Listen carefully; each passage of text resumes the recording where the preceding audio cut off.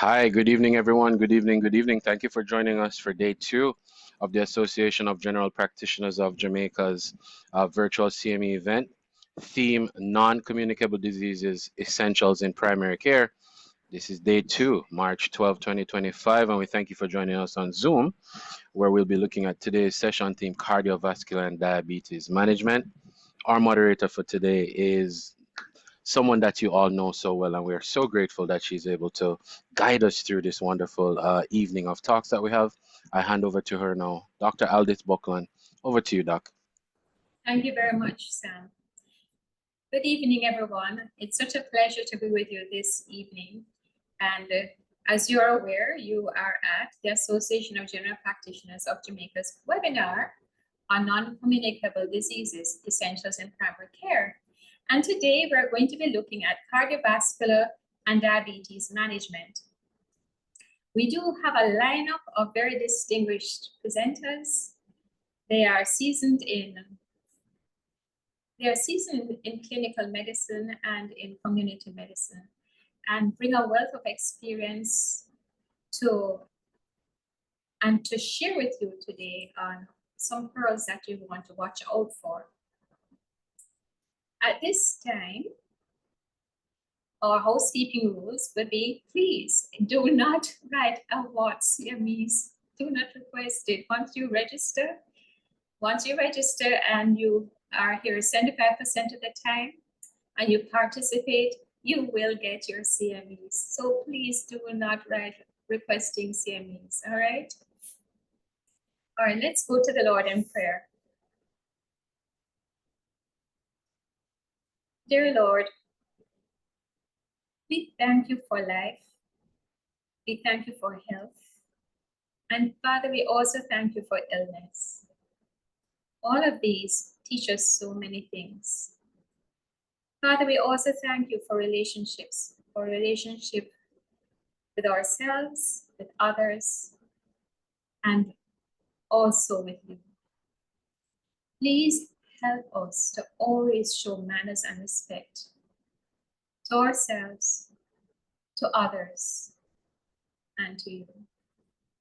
Because this would take us so much further and help us to keep the doors open, building relationships so that we can share knowledge and information and grow from all of this. Bless our presenters, bless our participants, bless the Association of General Practitioners working team, and bless the IT expert.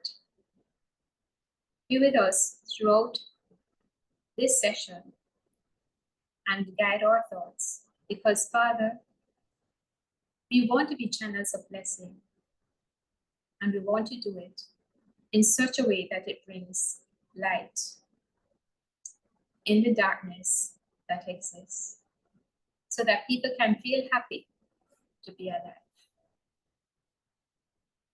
Amen.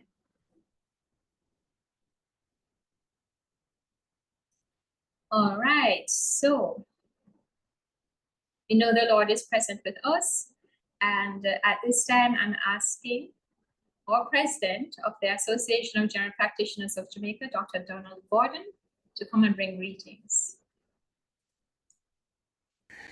Good evening, colleagues. Welcome back to those who were present for last evening's webinar, and a special welcome for those who joined us for the first time this evening.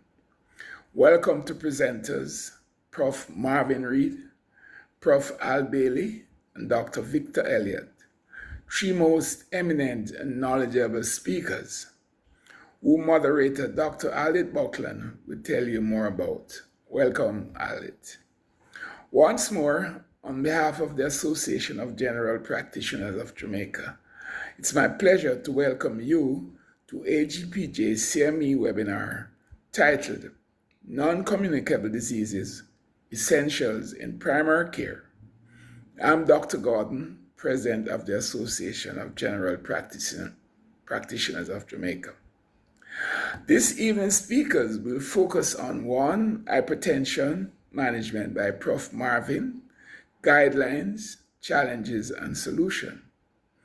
Our second speaker, Prof. Al Bailey, will take a global look at diabetes management in the Caribbean, bridging the gaps between management and prevention. And it's very appropriate that our final speaker will be Dr. Victor Elliott, who will be looking at early detection of heart failure in primary care, one of the most debilitating complications of diabetes and hypertension.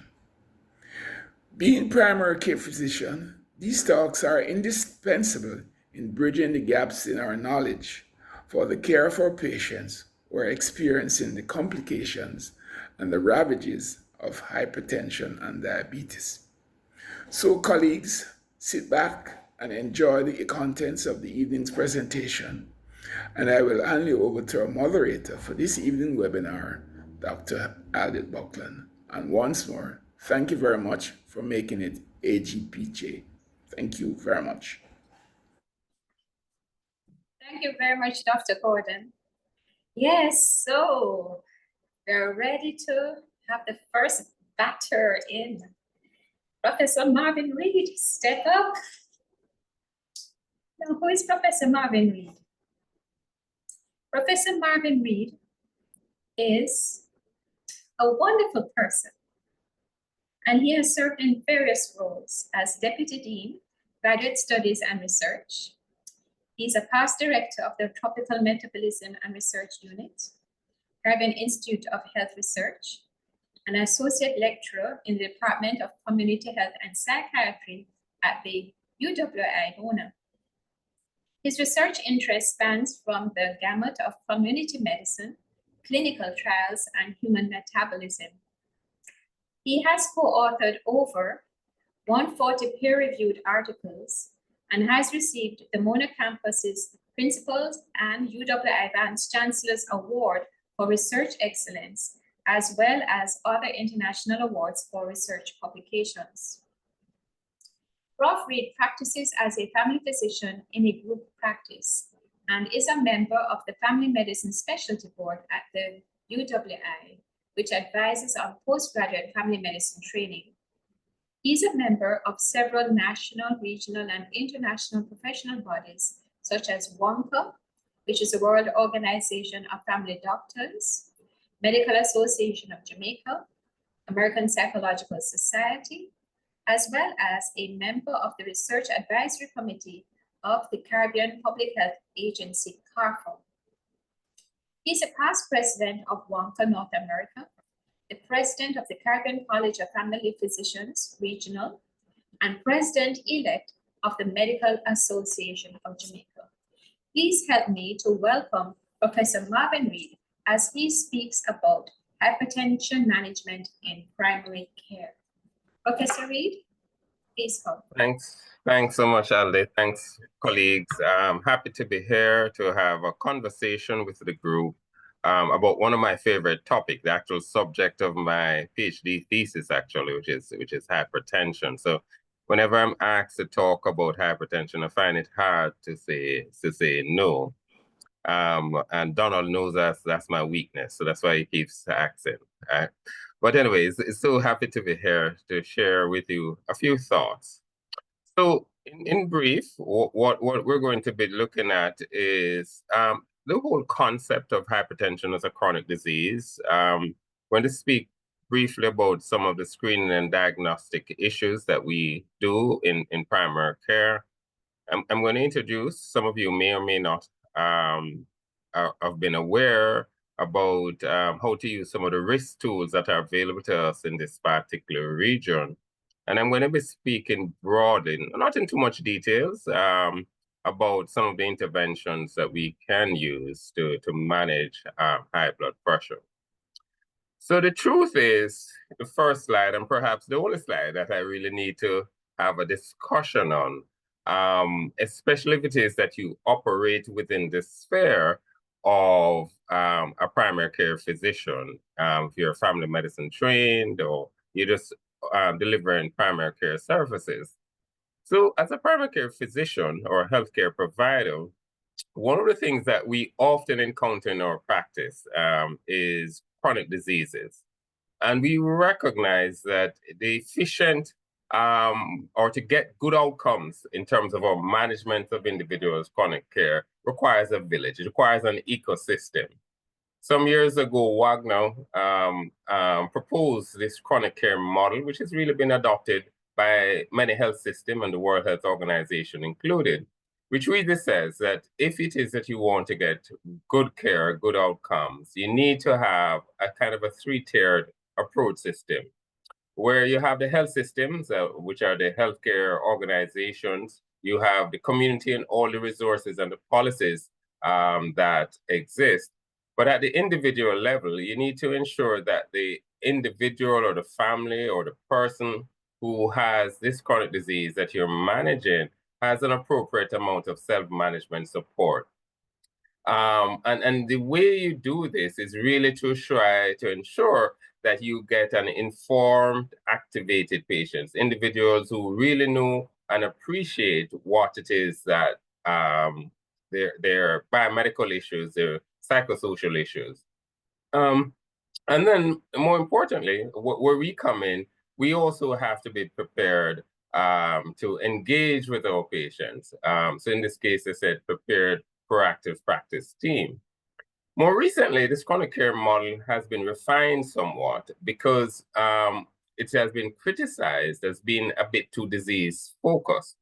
And many of the guidelines that you see coming out now over the last few years have tried to put back the patient or the individual who's living with this chronic disease as a center, and for encouraging us as healthcare providers to take into considerations what is important to that individual. So yes, we know the level of blood pressure may be important to us as a physician because we know what the consequences are. But you have to get the individual to that level. And so the important thing is to work to create mutually agreed goals with you and your clients so that at the end of the day, both parties are working towards these goals. And typically with that approach, oftentimes health outcomes are improved. So this slide, many of you may have been aware that since about 2000 or thereabouts, the Caribbean Institute for Health Research, in association with the Ministry of Health, have been conducting almost these national surveys. Roughly every 5 years, it has worked out so far. So we're due to have another round. And this is data from the last one, which is Jamaica Health and Lifestyle Survey, which was finally published last year. And it's available online. The link is there at the foot of the slide. But all I'm saying, it looks very busy, but all we're saying is that it doesn't matter what criteria we're using, whether we're using at the time they were using the Joint National Council version 7 or the American Cardiology Association, American Heart Association criteria. It doesn't matter which criteria you use it. Essentially what we're saying is that between 15 to 75 years of age, roughly a third of Jamaican would be considered to be frankly hypertensive. And the distribution, male-female distribution, was roughly about equal. If you look at, looking at all the other criteria, you may find that depending on what you say, you may get the prevalence rate as much as over 50%. So the truth be told is the take-home message, the numbers for me is important, but not important. The take-home message is that hypertension is common. That means that all of us as healthcare providers should have a member in our family who is hypertensive, should have a church sister, a church brother who is hypertensive, should have a friend who is hypertensive, should have a colleague who is hypertensive. That's essentially what it basically means. And what's the consequence of hypertension? Well, broadly speaking, I think most of us know this from medical school coming through. There's increased risk of illnesses and there's increased risk of death. The illnesses and death are usually attributable to ischemic heart disease, hypertensive heart disease, stroke, chronic kidney disease, and retinopathy, while it might not kill you, will contribute initially to quite significant morbidity. So that's the medical side. As general practitioners, we're also interested because we manage the family. So we have to help think about the environment and from which our patients come. And one of the things that we accept is that there are significant social and economic consequences, whether due to their healthcare cost, whether due to just treating the hypertension itself or treating any of the complication. There may be issues related to loss of income. There may be, if you get a complications, whether it be cardiac or stroke, there may be dependency. But more importantly, especially as the population age, this is this whole issue that hypertension is just one component of many other illnesses that they may have, the so-called multi-morbidity. So I'm not going to spend too much time. There was a time in my career that I'd be going a lot of details in this part when I was more of a physiologist. But the issue here is that we recognize that when we think about the underlying pathophysiology of hypertension, it's really a pathology of blood pressure regulations. We must have pressure in the system in order for us to maintain, for us to be alive. This slide is taken from the European Society of Hypertension and their guidelines. But essentially what we're saying is that in an individual who is hypertensive, there are certain big factors which seems to modulate the blood pressure regulation in such a way that it becomes permanently malfunction, to want to use a better word. So some of these are genetic factors. We do recognize that individuals who have first-degree relatives who are hypertensive are more likely to be hypertensive. We recognize that there are things like lifestyle factors, sedentarism, whether they smoke, whether they consume alcohol, the nutrition, all of those things can contribute to the dysregulation. Environmental factors will also do it, and I'm going to be speaking a lot more about that. But the long and short of it is that as we seek to understand the molecular and cellular aberrations which is occurring in hypertension, one of the things that is emerging as one of the distal or constant feature or consistent feature of the pathophysiology of hypertension has to do with the immune system and the fact that there's some immune modulation and immunopathology associated with the whole overall idea of hypertension. And that may explain to some extent the efficacy or the potential theoretical efficacy of some immune modulating agent for the management of hypertension. Two important considerations which I would just want to highlight when we think about the pathogenesis, and really the reason for that is because we at CARE had spent a lot of time trying to understand it, and this really speaks to what we call the developmental origin of adults' diseases, or DOHAD hypothesis, where we accept that early life influences can predate and can predict individuals who will end up with hypertension. And some of these early life issues relates to how does the fetus grow in utero, what was the placental size, which is an effect of the fetal nutrition, what happens in the first 1,000 days of their life, what are the perinatal socioeconomic factors of the mom. All of these factors we recognize do play a role in predisposing individuals to becoming hypertensive later on in life. And more importantly, as we look at some of the environmental consequences or some of the environmental modulators, some things are emerging.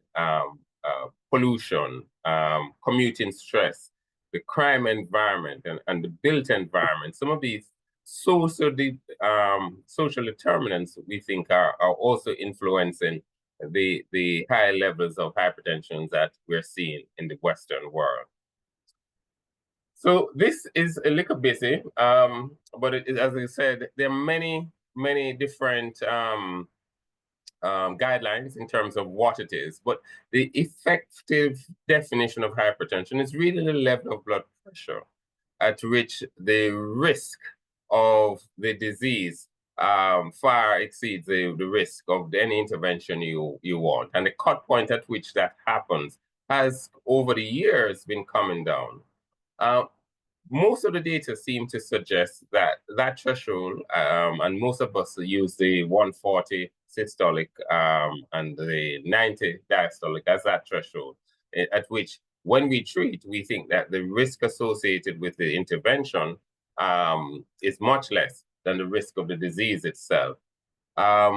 We recognize that if you have additional cardiovascular risk, we may have to modulate or varies that numbers to a little lower number. But again, for the practical purposes, what we're saying is that if your systolic is between 130 to 139, and or your diastolic is between 85 to 89, anything below that, you'd consider to be relatively normal. The 130 to 39 and 85 to 89, in some jurisdictions considered to be high normal. Clearly, if your systolic is 140 to 159 and diastolic between 90 to 99, you're considered to be grade 1 hypertensive. In the older nomenclature, someone would have said mild hypertension. And then thereafter, once your systolic is 160 and your diastolic is over 100, we'd consider you to be severe or different grades, individual. Some societies use 2, 3, and so on. But for me, those semantics are important, but in the practical realities, the important thing for us to understand is that the relationship between blood pressure and an outcome is often a continuous relationship. And so the ideal is to try and to see whether or not what blood pressure numbers we can get below that 140, 90 sort of, so that the individual is comfortable with, because the more we can go down without causing too much symptom is the better off the outcome for the individual.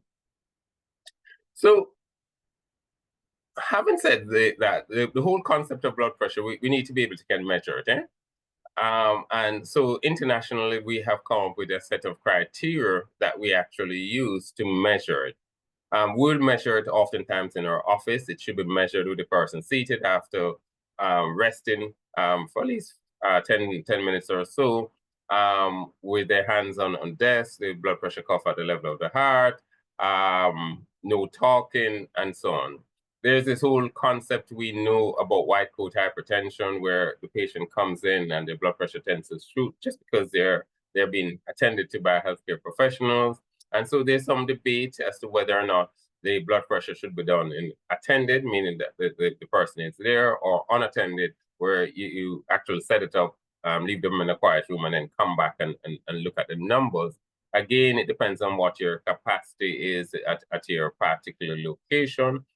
In the old days, we used to use Mercury cuffs and Mercury instruments, Mercury Spigs. Those are no longer available, so most of us end up having to use these oscillometric digital kind of devices, and they're fine.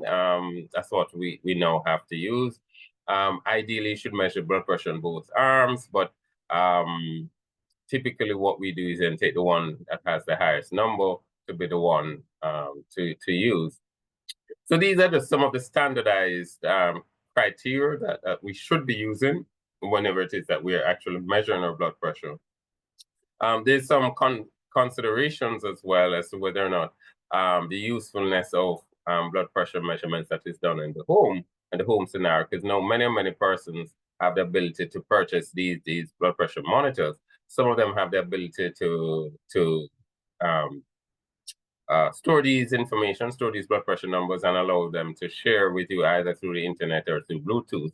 And so more and more in our practice and in the guidelines, we're taking into account these abilities of our patients to enable them to manage themselves a little bit more.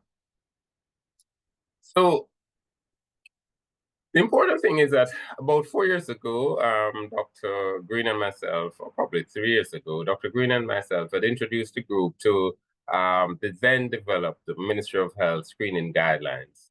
And here, what we said screening guidelines, as indicated in the prevalence numbers from the Jamaica Health and Lifestyle Survey, roughly 1 in 2 persons could be considered to be hypertensive. And so one of the things that we know is that there are many persons who are walking around who are not aware that they are hypertensive and they're not exhibiting any symptoms. And so screening is a technique or strategy that you use to identify unrecognized disease in apparently individuals who are ill. And they use this by specific tests. And so we had gone through some of the processes that we would use or could use in that scenario. And one of the things that we looked at is that we looked at consideration of what we call opportunistic screening. That is, oftentimes this might occur, you know, you do your health fairs, you just have an opportunity to screen, or you may have designated as a healthcare system universal screening program where you set aside to say, hey, I'm going to be screening individuals for some specific diseases, and you know, you do this as a strategy of a sort. But if you're going to be doing for screening, a couple of quick things that we say that you should have at least, apart from having the blood pressure cuff, you should have a scale to at least do the person's weight and height. Ideally, you should have a tape measure to be able to do the waist circumference. This is not absolutely necessary, but it would be good if you had a point of care device that could allow you to do the total cholesterol and blood glucose. And in the case of additional support, if you could have the anthropometric chart and the cardiovascular risk prediction charts, those would be useful, because then you'd be able to then advise the person what their risk status is like. So if it is that you have diagnosed an individual as having hypertension, there are a couple of things that we usually would want you to do on that first visit. Arrange for them to have a urine analysis, blood count, chemistry, lipid profile, fasting blood glucose, chest x-ray, ECG, and an abdominal ultrasound. The idea here is really that you're trying to ensure that, for the most part, identify what their existing risk profile is like. But at the second time, basically, these tests will act as a screen to see whether or not there may be secondary causes for hypertension. So just to go back to the risk chart, for those of us who like to use chart, there's a chart. But for those of us who have electronic devices or have access to the internet in our office, you have one of two options. If you have an Android or an iPhone, you can actually download the Hearts app, which is the PAHO app, which basically will capture the information, a set of information that you put into it, and then gives you a predicted risk for this individual to have cardiovascular disease over the next 10 years. So on the right of the screen, you'll see the picture of the app, which I have on my phone. You can see that is, I just select my country, Jamaica, I select the units, or if you don't have the phone and you prefer to do it on the computer, this is what the screen would look like. So you'll take whatever the gender is, whether they're a smoker, whether they have diabetes, the age, their systolic blood pressure, and if you have a cholesterol measurement, you can put that in. And it really then gives you what the risk status is. This is what the chart looks like. There's several versions of it.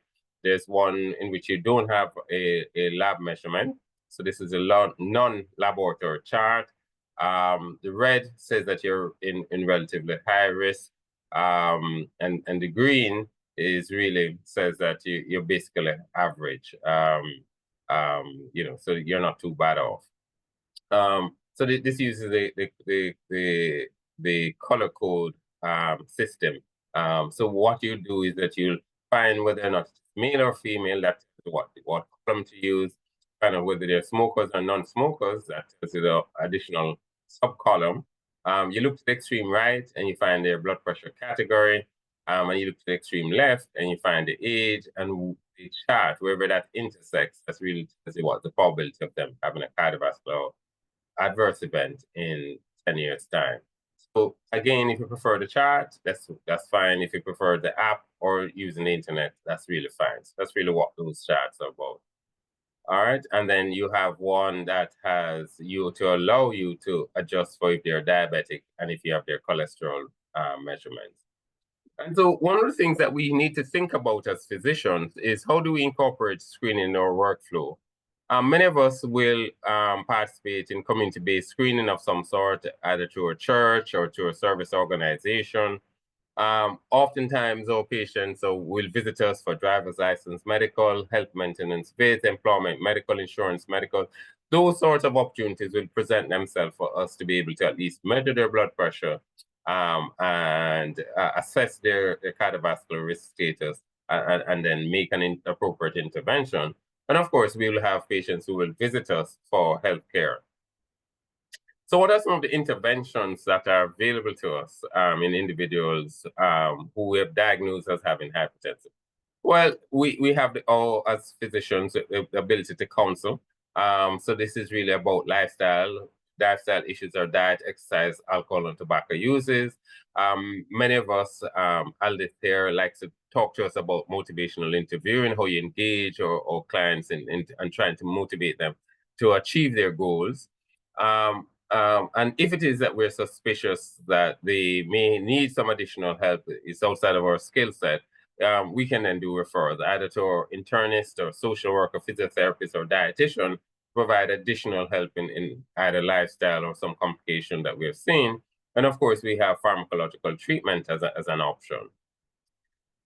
So what this slide is really supposed to be telling me, it might be a little faint, it's coming again from the European Society of Hypertension. It's really just to say that once it is that the person has been diagnosed as hypertensive, and you've made a diagnosis after 3 visits and so on, and you're confident, if he's grade 1, you really should, and he doesn't have any target organ damage, then really you should initiate lifestyle treatment, but you should start your drug treatment and aim for what we call optimal control of blood treatment within a 3-month period.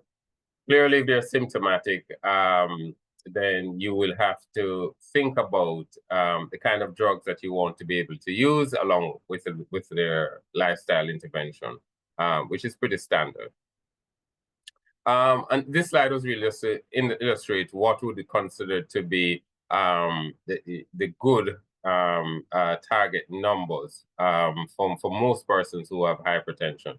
The goal here is to try, if we can, to get your systolic somewhere between 130 or less, if we can, and your diastolic somewhere between 70 to 80. That's it for most persons. There's some concern depending on what's the situation when we go to less than 120. So for the most part, on the systolic side, what we'll aim for is between 120 to 140. And what are the drugs that are available to us? We have ACE, drugs that affect the renin-angiotensin converting enzyme system. So that's your ACE and your ARBs. You have your diuretics, you have your calcium channel blockers, and you have your beta blockers. For the most part, we will aim to be using your diuretics, ACE, and your calcium channel blocker, unless there are other indications for your beta blockers. As for your starting medications, the major change over the last couple of revisions of the guidelines has been the tendency now, or the recommendation, that once you are moderate or stage 2, grade 2 hypertensive or not, you really should be starting you with a combination therapy. Typically try to aim for one of these 2-in-1 pills so as to help your adherence effects. But for the most part, as I said, we do have these drugs to be used.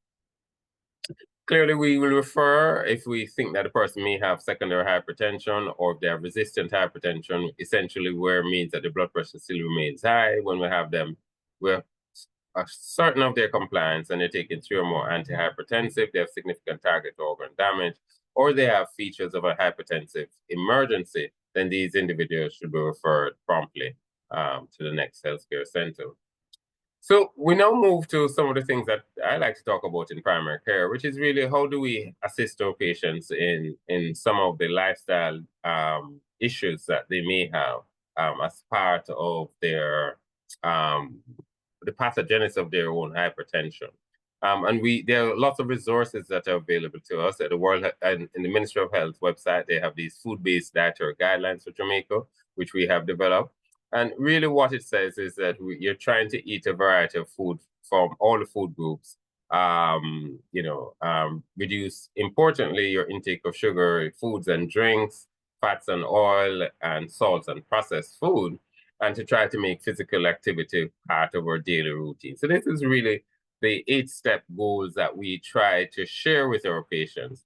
And we know that because Prof. Ferguson and his team at CARE had actually gone around and measured the sodium intake of individuals in Jamaica. And the long and short of it is that what it tells me is that the vast majority of persons, which is the panel on the left, are taking too much sodium relative to what they should be taking. And it cuts across the different age groups. And then on the right, there are not enough persons that are taking enough potassium in. And so it really speaks to the fact that we should be encouraging our individuals, encouraging our patients, encouraging the community to try and eat far more healthier in order to reduce the risk. And as I said, there's some additional resources. There's a resource that Pat had created, which will help individuals look and analyze what their calorie count is. And there are other resources that are available on the Ministry of Health website. And just to summarize some of the things that we tend to advise the community throughout the life course is that certainly at the level of birth, the infant should be at least breastfed for at least 6 months, and encourage all our adults to continue to eat their fruits and vegetables as they grow from childhood into adulthood. When they become older, 60 and above, we try and ensure that in addition to the normal exercise that our elderly folks try and minimize the impact of sarcopenia by doing some weight training. And if they're already fat, one of the things that we will try to encourage them to do is to try a low carb kind of a diet. So these are some of the important things that we can advise our individuals as as they go through their life course. But there's certain public health measures that we can work with our public health colleagues to do. We can collaborate with the government and industry to look to make sure these school feeding programs provide the students with healthier nutrition, and of course to assist industry and the government to promote salt intake reduction. We recognize as well that exercise is beneficial because it reduces premature morbidity due to high blood pressure and diabetes, and of course it helps to control weight. And the message here is that you really should be aiming to do at least moderate to intense exercise at least 3 times for the week to enjoy the cardiovascular benefits of exercise. And then when we look at it, if you recall in my first slide, when we looked at the pathogenesis of hypertension, we recognize that we have to create a facilitator environment to allow our clients and to allow ourselves to be healthy. One of the things here, especially within the Jamaican community, which is of importance to us, is the whole risk of crime. And we see from the Jamaica Health and Lifestyle Survey that one of the trends that we noticed was that individuals who are living in an era that perceive their neighborhood to be violent or have high crime statistics, that they tend to be more obese in that neighborhood. And perhaps we're not sure yet because there was no difference in the physical activity numbers. But ultimately, we do know that once it is at the public health level, that we have created more safer spaces for individuals to be able to exercise, like public parks and so on. We have that intervention itself promotes greater physical activities. And, as family physicians, public health individuals, these are some of the bits of data that we need to help inform our policy, inform our strategy to make the environmental effects more amenable or less stressful so that we can reduce the impact of high blood pressure at the population level. So this is my last slide, and I'm going to leave you guys now. So in conclusion, there are certain individual level activities. There's a therapeutic intervention, so those are pharmacology, the lifestyle. We know that you need to consume a balanced diet, and you also need to strive to ensure that physical activity is an important part of your daily routine, at least 3 times a week, we said, for at least 150 minutes weekly. And at the public health level, there are a couple of things that we can do as practitioners. Certainly, we can participate in screening opportunities, both opportunistic and systemic.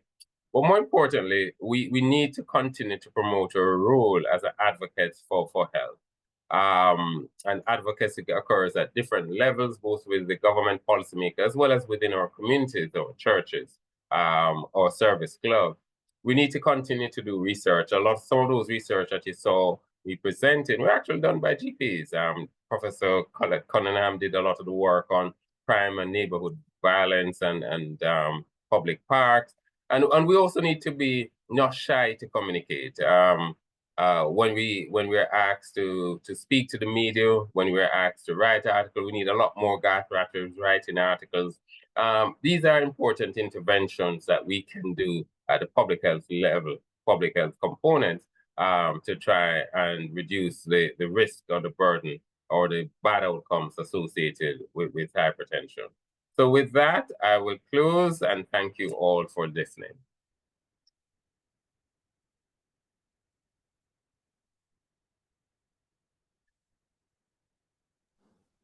Well done, Prof. Yes, I'm sure everybody got something out of that. No, I remember when Prof had done the first talk years ago. So I have downloaded my chart. This is the lab-based chart, and then over here is my non-lab-based chart. So I have a patient coming in. So you can use your electronic thing, or you can do your charts. What I can do is that I like to put the chart in the patient's hand, and I tell them that green is good, and anything that is not green is not good. Careful, it's election season. Anything that is not green is not good, you see. And they'll notice as they get older, there's no green. So the risk as you get older increases. But it's nice when they actually see it and then blow their oohs and their ahs over it, because it goes right into their brain and you have a little chit chat over everything and what they can do to change things. Yes, Prof, your message was well received. Hypertension is really very common, and there are so many consequences to it. And people who have hypertension and get any illness or any of the non-communicable diseases, for that matter, are more risk than other persons who don't have these conditions. So what we need to get the people as normalized as possible, but to work with the patient. All right, questions. Let me get the questions going. Let's see. Guys, if you want your questions answered, please put them in question and answer. All right. All right. So the first one I'm seeing here is, should you be doing it for newly diagnosed hypertensive, which is this chest X-ray and abdominal ultrasound, or should you be doing it as repeated regular intervals? So the recommendation really is that you should actually do it at for the newly diagnosed hypertensive.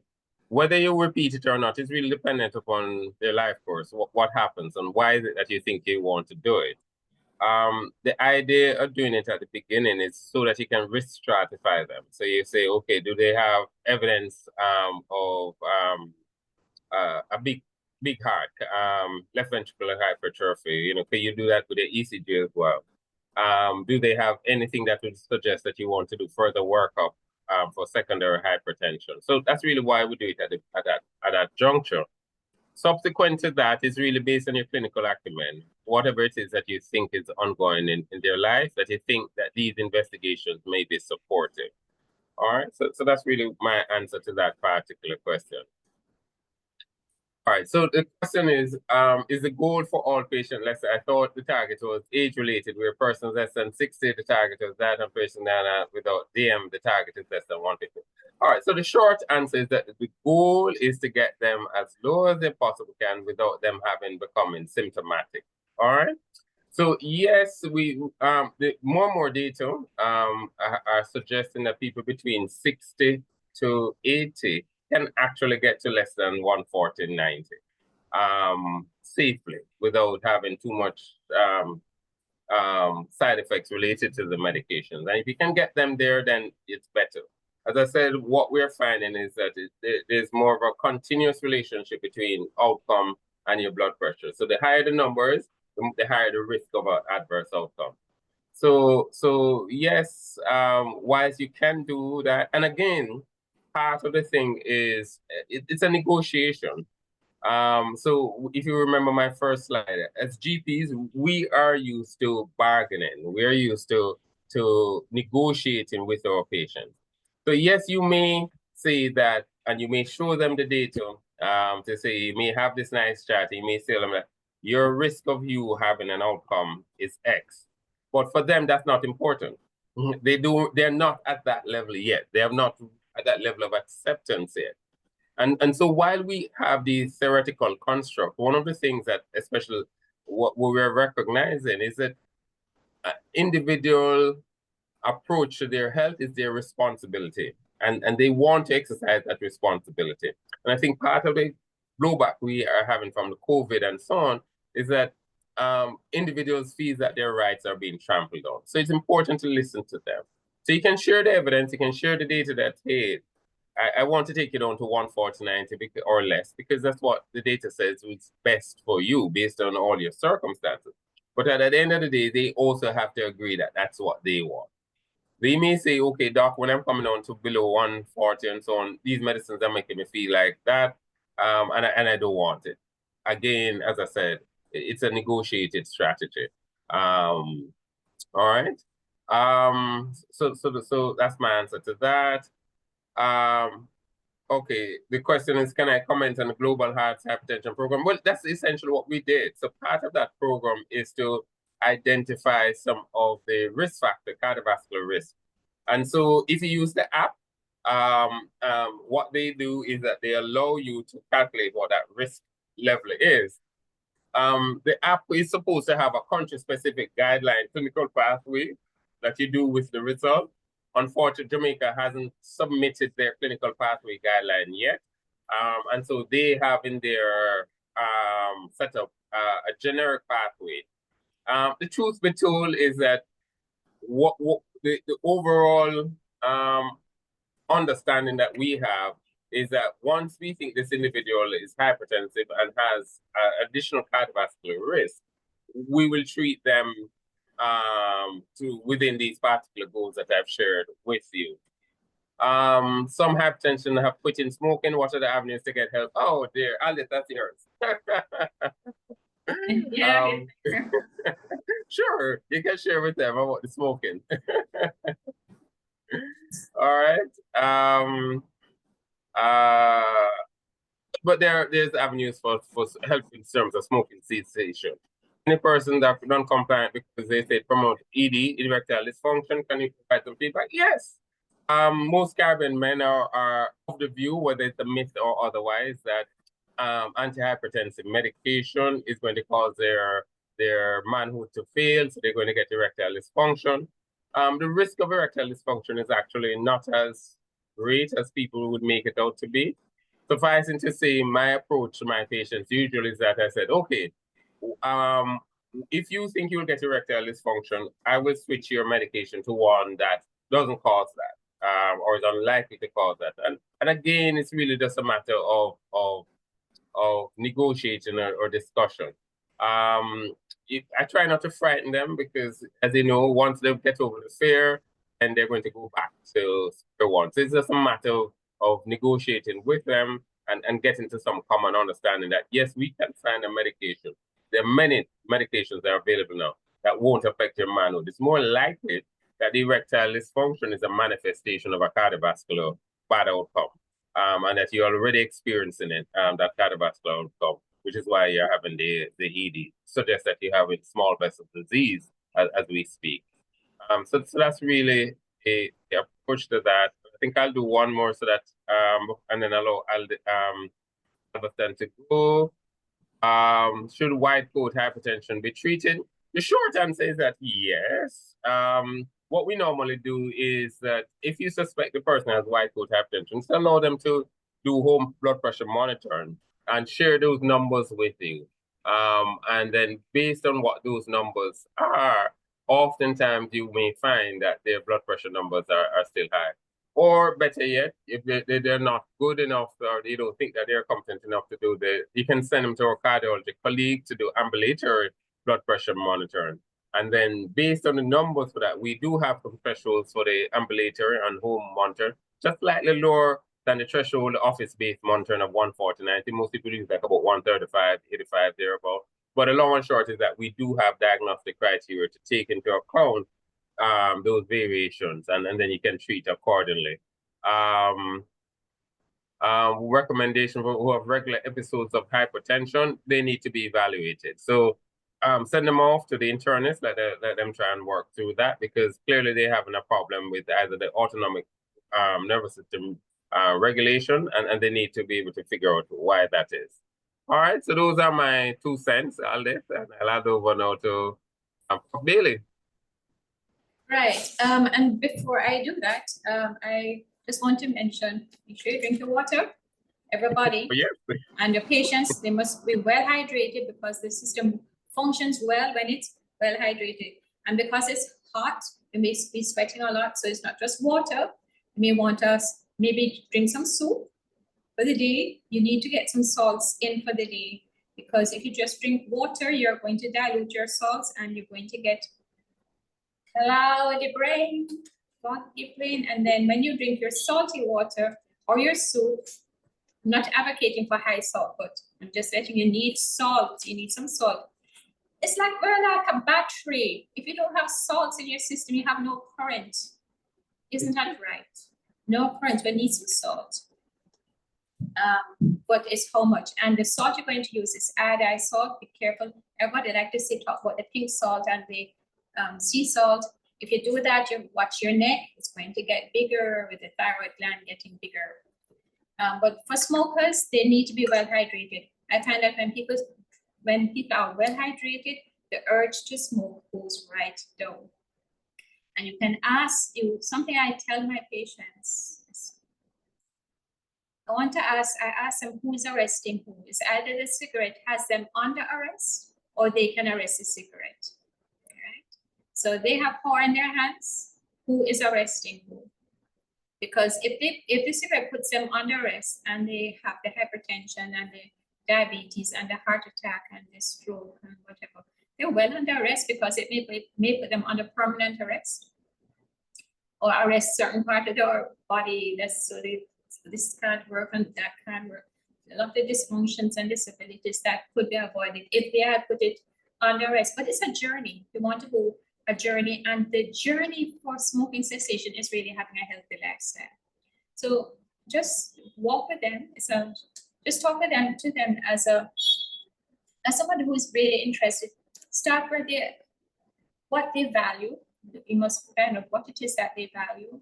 And yes, they may value the cigarette, but they need to actually now see it as something that is going to entrap them.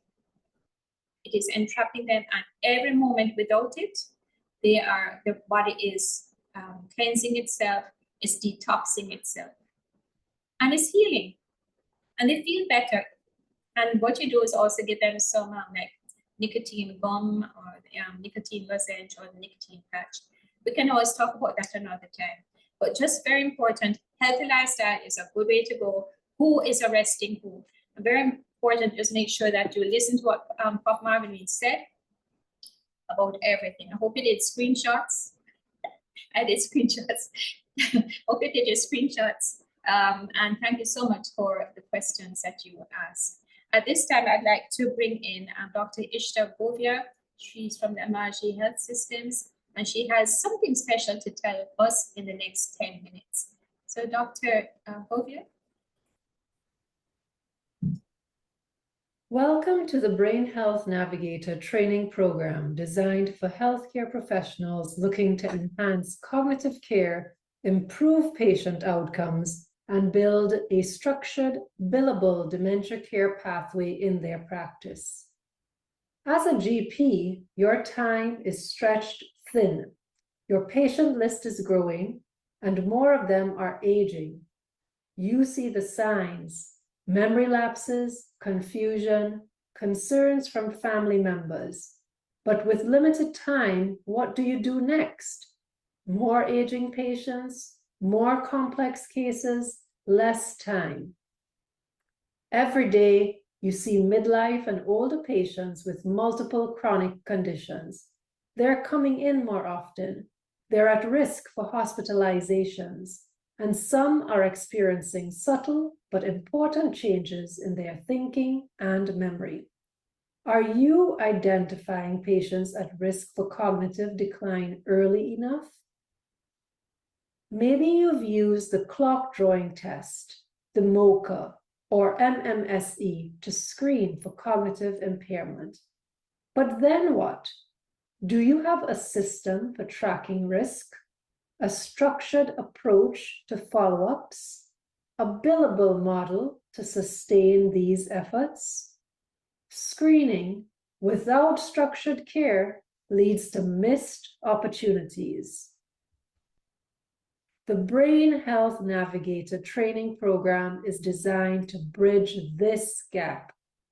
Over 6 months, you'll master how to systematically identify, manage, and track brain health in your patients, adding both clinical and financial value to your practice. This works for you if you are a solo GP, as it helps you to make cognitive health a structured, billable service.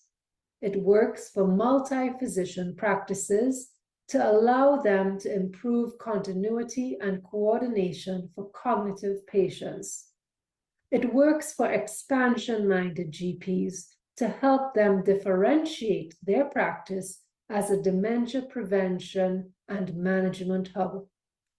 And for all you busy GPs, it facilitates you training your staff to handle assessments and free up your time. This isn't just about patient care. It's about making your practice more efficient, financially sustainable, and future ready. You can increase your billable services to between 8,000 to 24,000 Jamaican dollars per structured consultation. You can reduce unnecessary referrals and crisis-driven visits, and you can free up 3 to 5 hours per week for higher value consultations. The Brain Health Navigator training is a structured 6 months program combining virtual expert-led training and a hands-on practicum placement. This means you not only gain theoretical knowledge, but also real-world experience in brain health management. This program is structured into 3 core modules, plus a practicum experience to ensure a comprehensive and practical learning experience. Module 1, Detection and Diagnosis, allows you to learn how to use validated tools to assess cognitive function and differentiate between normal aging and early dementia. Module 2, on Risk Identification and Management, allows you to develop expertise in lifestyle interventions and medical management strategies that reduce dementia risk and slow disease progression. Module 3, on multidisciplinary management of aging and Alzheimer's disease and related dementias, allows you to gain skills in coordinating patient-centered care with specialists, allied health professionals, and caregivers to ensure continuity of care. And in your final phase, over a 3 to 5 month period, you will apply your knowledge in real-world settings with mentorship from experienced practitioners, solidifying your ability to implement structured brain health care.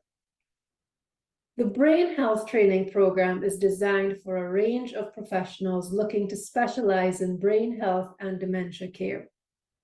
GPs and family physicians are encouraged to expand their services with structured cognitive care pathways.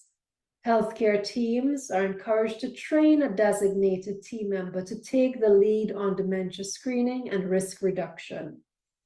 Medical officers and junior residents are encouraged to build specialized expertise early in your career and set yourself apart.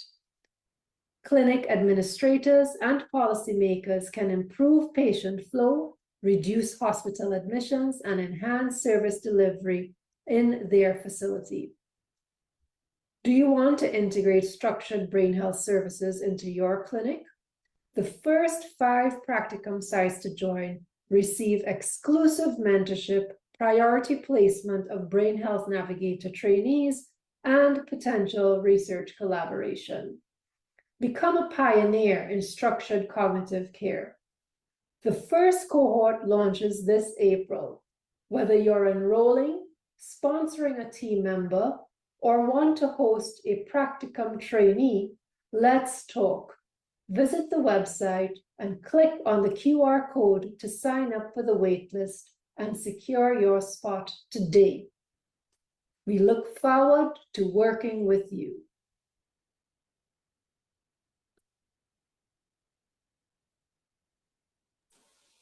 Thank you very much, Dr. Bovia. Well, anybody who would like to enroll, do exactly what you said so that you can be onto the program. All right, moving on. We're going to go to diabetes care in the Caribbean. And we're going to be talking about bridging the gaps in prevention and treatment. And who is going to present this but none other than Dr. Alveston Bailey. Dr. Alveston Bailey, he has built a career, and he's actually a model of excellence, marked by transformative leadership, collaborative innovation, and unwavering dedication to advancement of family medicine and public health. His legacy in the Caribbean and beyond reflects his commitment to fostering collegiality, intellectual growth, and high standards in the medical field. As regional president of the Caribbean College of Family Physicians in 2002 to 2006, in his tenure as president of the Medical Association of Jamaica between 2005 and 2007, and preceptor for the MSc Family Medicine Program at the UWI 2002 to 2005, and chairman of the MAJ Foundation since 2017 to support incapacitated members, furthering his commitment to the well-being of his colleagues. His scholarly contributions are vast, with over 50 presentations on topics such as ethics, occupational diseases, and sexual medicine. His book's explanation, authored training manuals for the DSC in occupational safety and health and environment management. And he has also been very busy in the media in the program called On Call with Dr. Al and Sex Wives. He has honors from the MAJ as he got the President's Award in 2003. He got the CCFP Chairperson's Award in 2005. And he was inducted as a fellow of the CCFP, as the Caribbean College of Family Physicians, in 2006. In 2022, to add to his awards, he got the Sir Alistair McIntyre Distinguished Award, recognized for his contributions to diabetes education. And in 2024, he was named World Family Doctor Day Signature Awardee, cementing his global legacy. Also, Dr. Bailey is passionate about his photography, and he's an avid reader and poet, reflecting on life's complexities through his hobbies. He is a devoted husband and family man, and continues to inspire the next generation. Well, Dr. Bailey, I'm very impressed with your CV, and I invite you to come and tell us more about diabetes care in the Caribbean, bridging gaps in preventive and in prevention and treatment. Welcome. Thank you very much, Dr. Buckland. It's a pleasure to be invited by the AGPJ to share another session with you. My objective this evening for the next 30 minutes is to provide you with some evidence-based current updates with respect to the management of diabetes mellitus. My main objective really is to try and bridge the gap that now exists between current treatment modalities and what is now emerging as new and exciting developments in the management of diabetes. So what I would like to do this evening is to review for you the ultra-rapid acting and ultra-long acting insulin analogs, to describe for you some fascinating developments in the concept called smart insulin and glucose responsive insulin. We're going to look at some non-invasive and alternative insulin delivery methods. We're going to introduce you to a fascinating concept that is now being explored with respect to curing diabetes. So we're going to be looking at STEM and gene therapy. We're also going to review some novel non-insulin medication, and then we'll end by describing the way forward.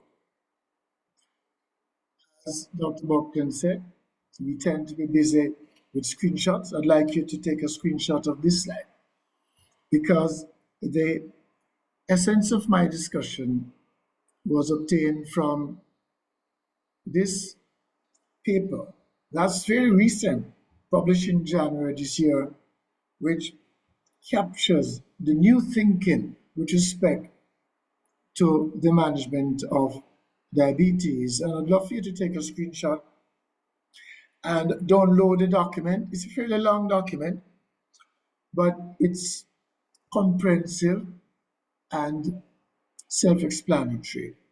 The essence of my discussion this evening is based on these guidelines that is published by the American Diabetes Association. I won't bore you with discussing things that we already do know, because we are familiar with the various types of insulins.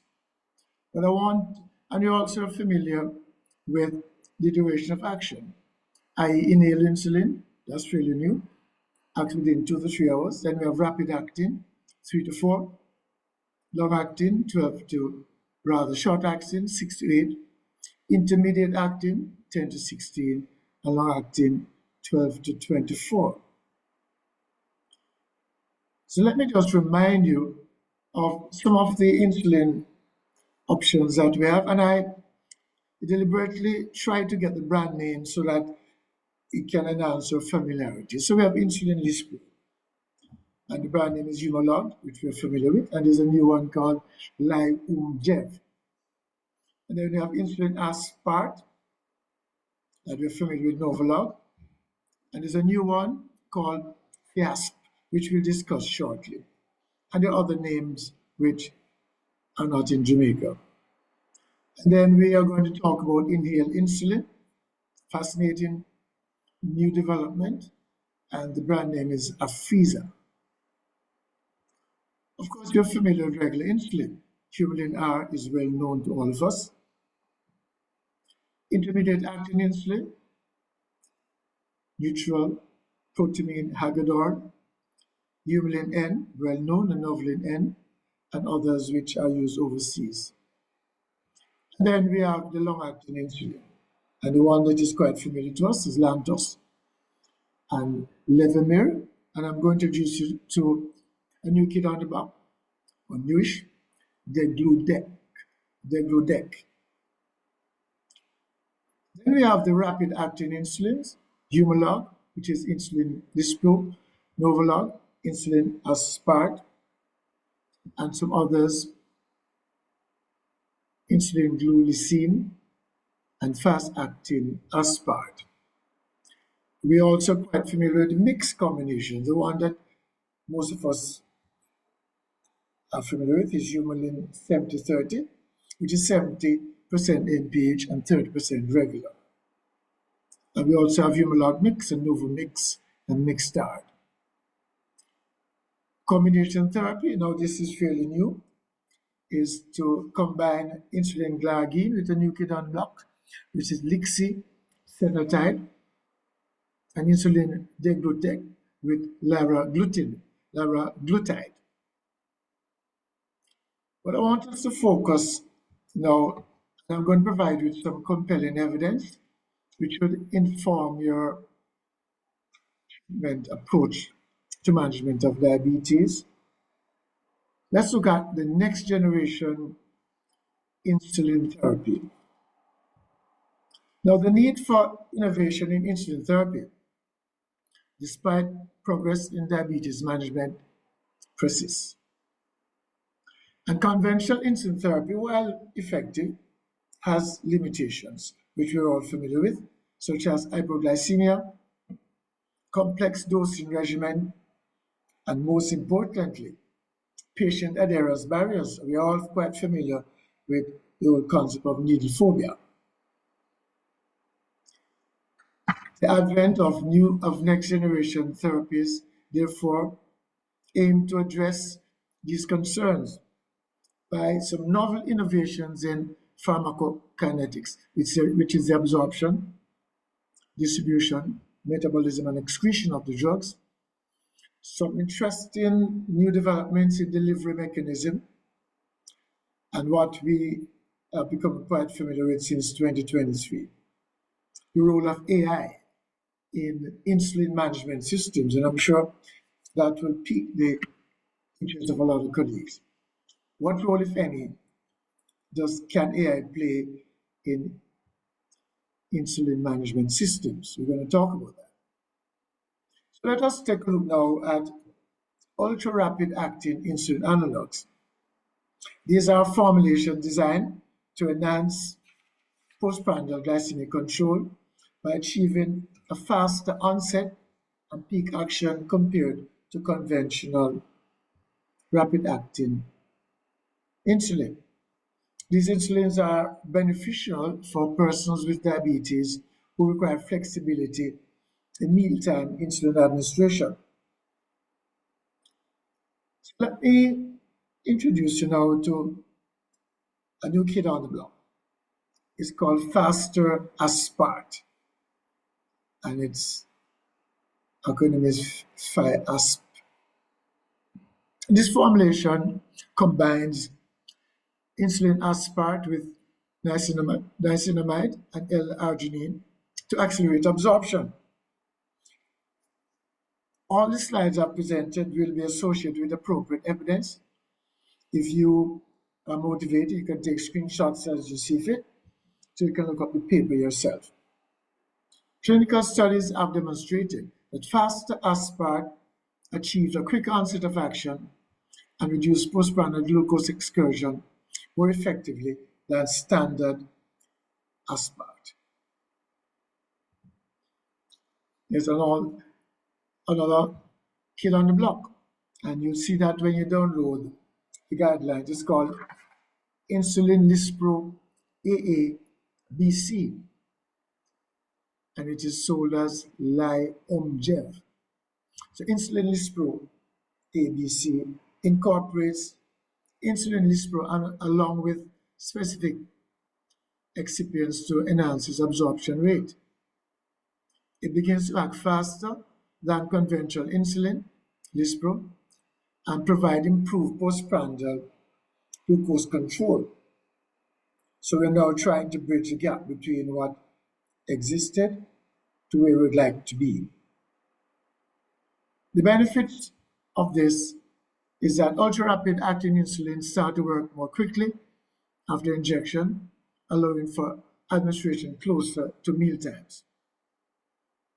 These insulins more effectively manage the rise in blood glucose following meals, potentially improving overall glucose control.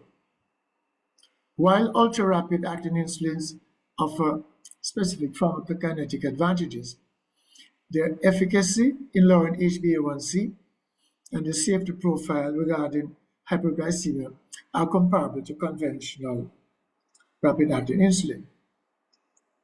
But the faster-acting profile provides persons with more flexibility in timing their insulin relative to need. Let me introduce you to a new kid on the block, ultra-long-acting insulin analog. And the new kid on the block is called insulin icodec. That's insulin icodec, ultra-long-acting insulin. Now this is interesting, and I want this, in my opinion, to be the major take-home point of this presentation, in that insulin icodec has been shown to allow for more stable basal insulin delivery with reduced injection frequency, offering a shift towards once weekly insulin dosage. Let me repeat. This particular innovation will now offer us the opportunity to offer a patient once weekly insulin dosage. And this is breaking new stuff, published in 2024 by Li Hu and Jin, which has studied this particular analog carefully. Take a screenshot and look it up. Another study published in Diabetes Care by He Ice, again 2024,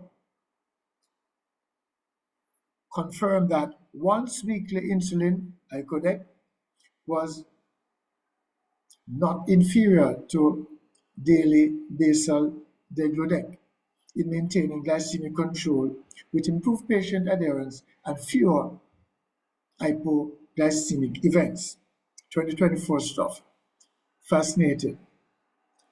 What about this one? Also new, insulin F-Citora alpha. Now the names are rather odd, but after a while, they become part of your mindset. So insulin F-Citora alpha is an investigation long-acting basal insulin that was developed by Lilly, and is designed for once-weekly subcutaneous administration to simplify diabetes management. As evidence, Heiss and his team, published in 2023 in the journal Diabetes, Obesity, and Metabolism, that F-Citora alpha has a prolonged half-life of approximately 2 weeks, resulting in a low peak-to-trough ratio and minimal fluctuation in drug levels. Therefore, it has a strong potential for once-weekly dosing. Another study looking at insulin F-Citora is called the QUINT-1 trial, which means once-weekly insulin therapy. It was compared to insulin glargine in patients with type 2 diabetes over a year. The findings confirmed that insulin F-Citora achieved fairly good A1C reduction, similar to glargine, with a low rate of hypoglycemic events. Of course, since it was such a profound result, they did a phase 2 study, and they compared F-Citora alpha with the degludec. And this was published in 2023, and it showed that once weekly basal insulin F-Citora alpha achieved similar glycemic control with a safety profile comparable to insulin degludec in patients with type 1 diabetes. Further research was published in 2024, and it suggested that insulin F-Citora may be useful in managing both type 1 and type 2 diabetes. And let me again emphasize, this is once weekly injection. Of course, they had to do another trial, and the other trial was a Quint3 trial. And it was again compared to insulin degludec, which is given once daily, and there was fairly similar A1C reduction. The Efsitora had a reduction of A1C of 62.8%, and the degludec of 61.3%, statistically not significant. Therefore, this makes Efsitora a promising option for patients with type 2 diabetes, potentially offering greater convenience with less frequent dosing. So that's the take-home point. Once weekly insulin is knocking on the door. And of course, there are other things that are happening. There's this concept called smart insulin, which represents a significant advancement in diabetes management by mimicking the body's natural insulin response to blood glucose level.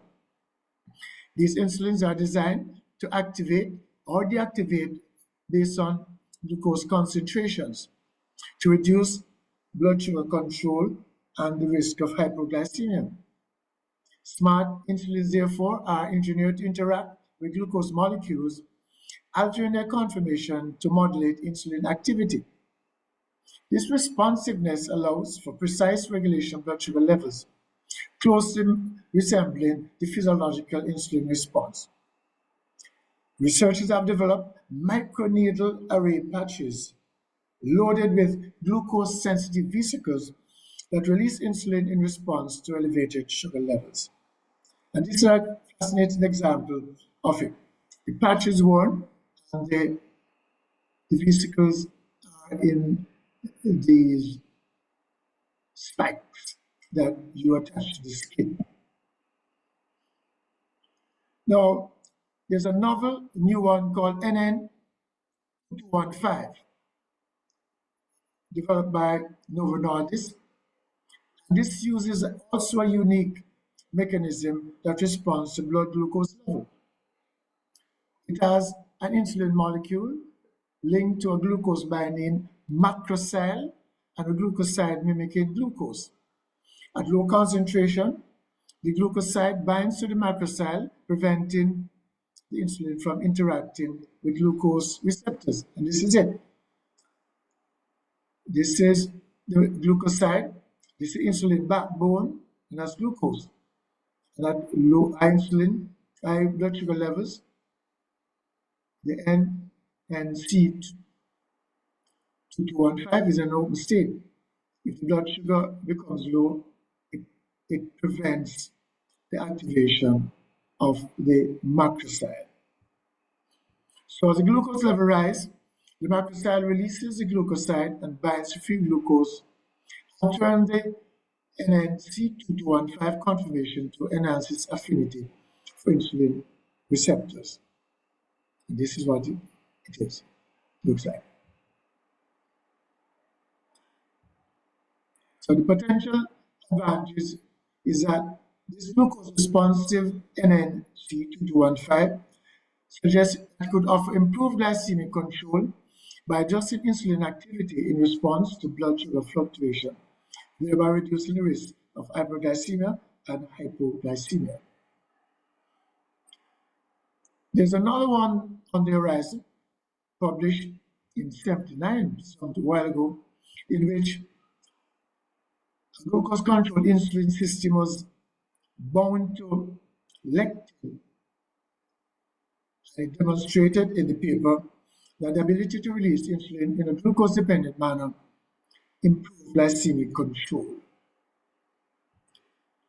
I just want to bring you up to date with some non-invasive insulin delivery methods, quite innovative. There's one called a jet injection, which utilizes high-pressure air to deliver insulin through the skin without needles. And this is what it looks like. Insulin pen injector. Fascinating. Then there's another one called iontophoresis, which employs a small electric current which enhances glucose penetration across the skin. And this is what it looks like, iontophoresis. And there you have the microneedle arrays, which create microchannels in the skin to facilitate insulin delivery. And this is what they look like. Now, I found when I was preparing for this paper that the concept of intranasal insulin is really fascinating. And this is a paper published by Frey and his team in 2022, which shown that rapid accumulation in cerebrospinal fluid indicate effective brain uptake.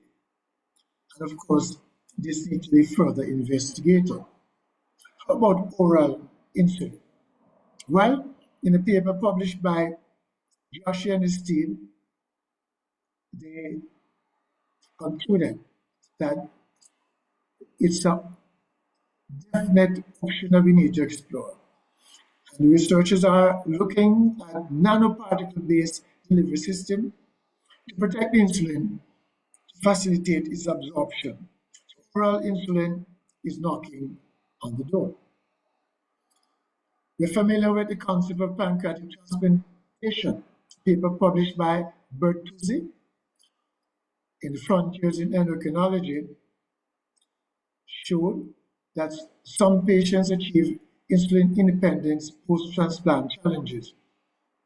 But challenges like graft survival and immunosuppression is an issue.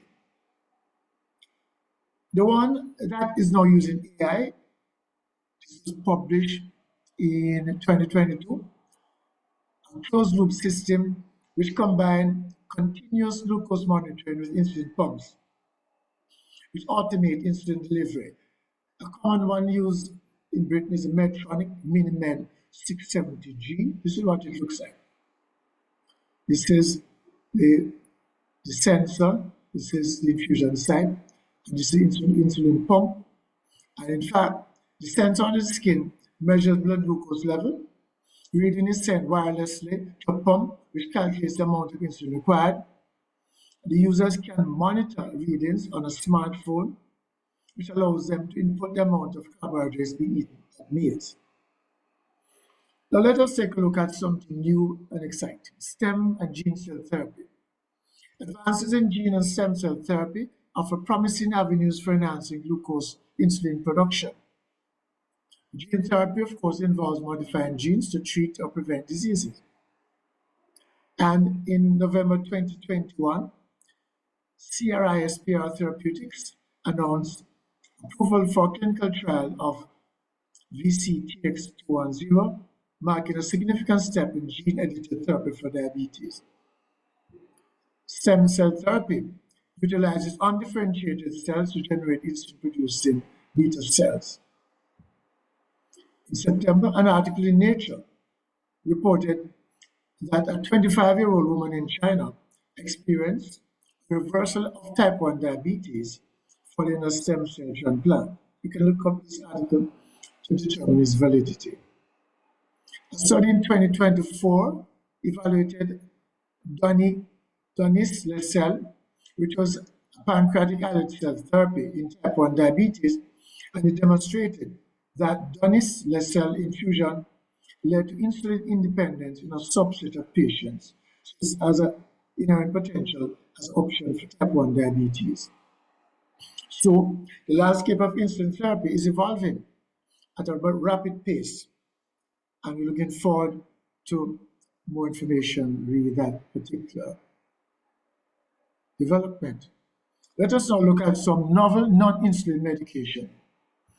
We are all familiar with GLP-1 receptor agonists, the ones that many of them, I want you to pay attention to liraglutide and semaglutide. The glucagon-like receptor agonists mimic the action of endogenous incretin. It enhances insulin secretion, suppresses glucagon, and slow gastric emptying. A landmark trial called the LEADER study, published by Marceau and his team, demonstrated that liraglutide, a GLP-1 array, reduced major adverse cardiovascular event by 13% in patients with type 2 diabetes and established CVD. And this is a significant improvement over placebo. The STEP trials, published by Wilding in 2021, validated the benefits of semaglutide in obesity management, reinforcing the role of GLP-1 in comprehensive cardiometabolic care. And these were some significant improvement noted in weight management in above placebo. GIP, which are gastric inhibitory polypeptide,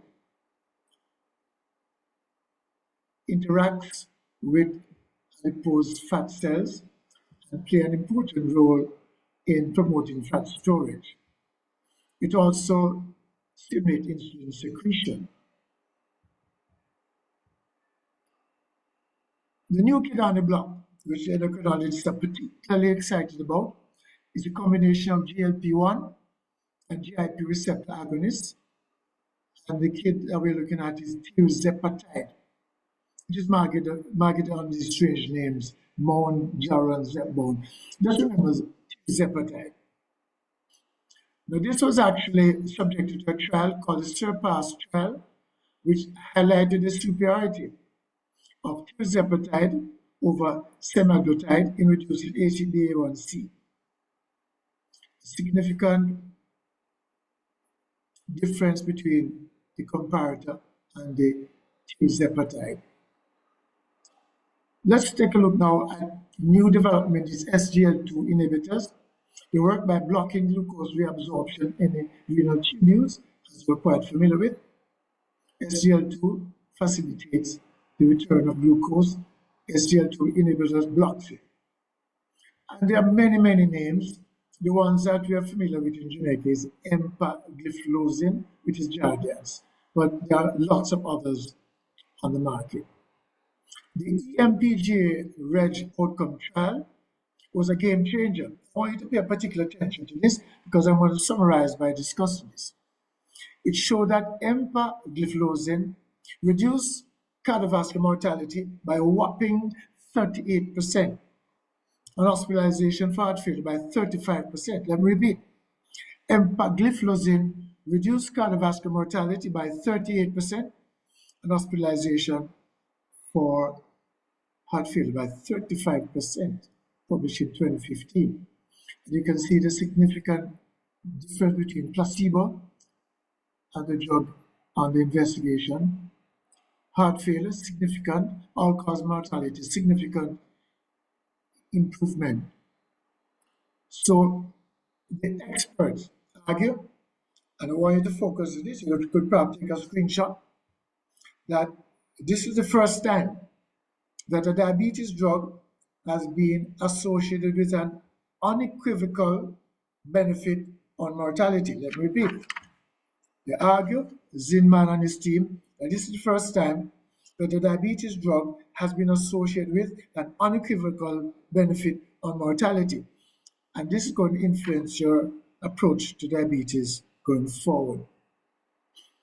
They did another trial called DAPA-HF trial. And by McMurray in 2019, that dapagliflozin reduced the risk of worsening heart failure and death in patients with heart failure, irrespective of diabetes status.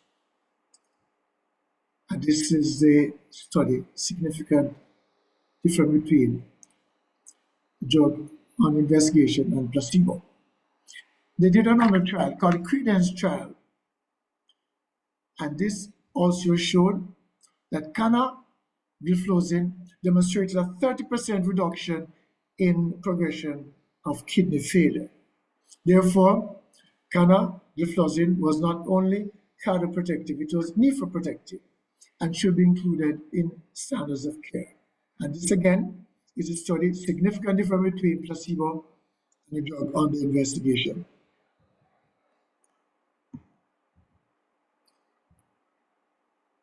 The latest FDA guideline, therefore, emphasize, I want you to take a screenshot of this because it's going to create a lot of discussion in the future. Emphasize the preferential use of GLP-1 RAs and SLG2 inhibitors in patients with high cardiovascular or renal risk, reinforcing their role as first-line adjuncts beyond metformin. Let me repeat. The latest guidelines emphasize the preferential use of GLP-1, RA, and SLG2 inhibitors in patients with high cardiovascular risk or renal risk. So what is the way forward? The slides appear a little crowded, but they are self-explanatory. Just look at the key, just take a screenshot and then look at the key approaches to diabetes management. 1. Assess key patient characteristics. 2. Consider specific factors which impact choice of treatment. 3. Share your decision making to create a management plan. The patient must be part of the team. 4. Agree on management plan, which should be specific, measurable, achievable, realistic, and timely. You implement the plan, you monitor regularly, and review and agree on a change in plan if necessary. Take a screenshot, look at this carefully when you go home, and you can look at the subtitles. But these are the key parameters we need to look at. Now, this looks particularly crowded, but all I really want you to pay attention to is first-line treatment. The rest you can look at afterwards. The patient have established atherosclerotic cardiovascular disease or chronic kidney disease. The new guidelines recommend that you, as a first line, consider GLP-1 or SLG2 if the person has ASCVD. If they have heart failure or chronic kidney disease, as a first line, they recommend that you consider SLG2, or if SLG2 not tolerated, you will consider adding GLP-1. That's all I wanted to take a measure. First line for ASCVD or CKD. What about if you want to promote weight loss? Well, we come right back to the tried and proven. First line therapy in this case is metformin. But if the HbA1c is above target, add SLG1 or SLG2 to the regime. If costs a major issue, and this always raises its ugly head, well, with a heavy heart, you might have to go for metformin. You might have to resort to good old sulfonylureas or thiazolidinedione, but this is recommended to be used only if absolutely necessary, and they put here a major issue. So the guidelines say you revert back to the old approach if cost is a major issue. If you have a concern about hypoglycemia,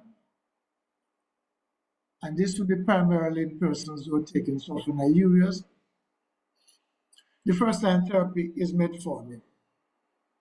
If HbA1c is above target after 3 to 6 months, then you are recommended to go to DPP-4, GLP-1 RA, SGLT2 inhibitor, or thiazolidinedione.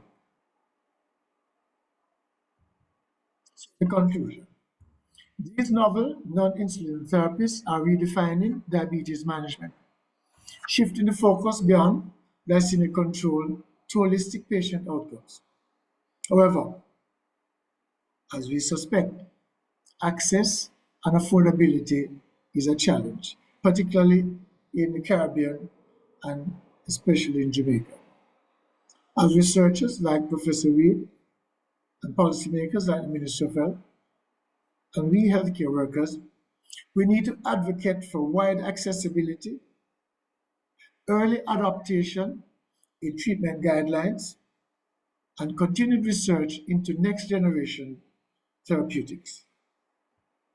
Diabetes care, therefore, colleagues, is no longer just about maintaining blood sugar.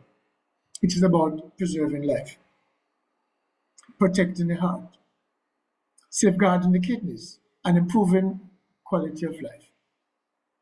Let us therefore recognize that the future is here. Let us harness these innovations to transform patient outcomes worldwide. Again, let me emphasize that the guidelines I presented to you were published in January this year in Diabetes Care. Take a screenshot, download the guidelines. It's a big, hefty document, and read it. Thank you very much for allowing me the opportunity to share my thoughts with you.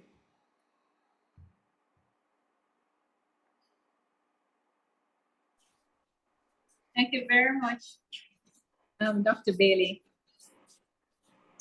That was really very well researched. I can see how you brought all that. It was a lot because you were referring to the guide, and that you condensed it in a very succinctly, and you asked us to do screenshots so that we could go back and review the material. I know that people have a lot of questions. I'm going to suggest that we leave all of these questions to the end, because we're going to find that what Professor Reed said, what Dr. Bailey said, and what the next presenter is going to say all tie in together. Diabetes care and bridging the gap. There are so many components to the bridge. So many components to the bridge, you know. It really is going to take it, and it was quite amazing, you know, from various parts of the world, the research was actually happening. And what is wonderful is that people they shared the information, and it's why it's so important to share information so that we can learn what is really happening and what is new, so that we can be abreast of all of these learnings. As a participant said, very extensive, very informative. Definitely, Dr. Donald Gordon said, excellent presentation. I agree with all of these persons. All right, Professor Bailey, just hang in there a minute. I'm going to ask the next presenter to come on. And he's also a wonderful person. All the persons we've had this evening are wonderful people. And he comes from my school, Wilma's. He comes from Wilma's Boys School. Okay, who am I speaking about? Dr. Victor Elliott. And he is a consultant cardiologist and interventional cardiologist at the cardiology unit of the University Hospital of the West Indies. He completed his cardiology and interventional fellowships at the University of Toronto, in Toronto, Canada. He is a Canadian board certified in cardiology and interventional cardiology, and has published and presented his research works at several cardiovascular scientific meetings. In addition to this, Dr. Elliott is a member of several professional organizations, including the American Heart Association and the Association of Consulting Physicians of Jamaica and the Caribbean Cardiac Society. Please help me to welcome Dr. Victor Elliott, who presents on heart failure in primary care, early detection and effective management. Dr. Elliott, please come and welcome. Well, good evening, everyone. And again, thanks to the association for inviting me to be a part of this meeting. It's very exciting for me. And they have, of course, asked me to speak on a topic that is very dear to my heart, all pun intended. And it's a big topic. It's very difficult to bring everything together. So I've had to focus on some areas. And well, let's start the journey. Can everyone see my slides?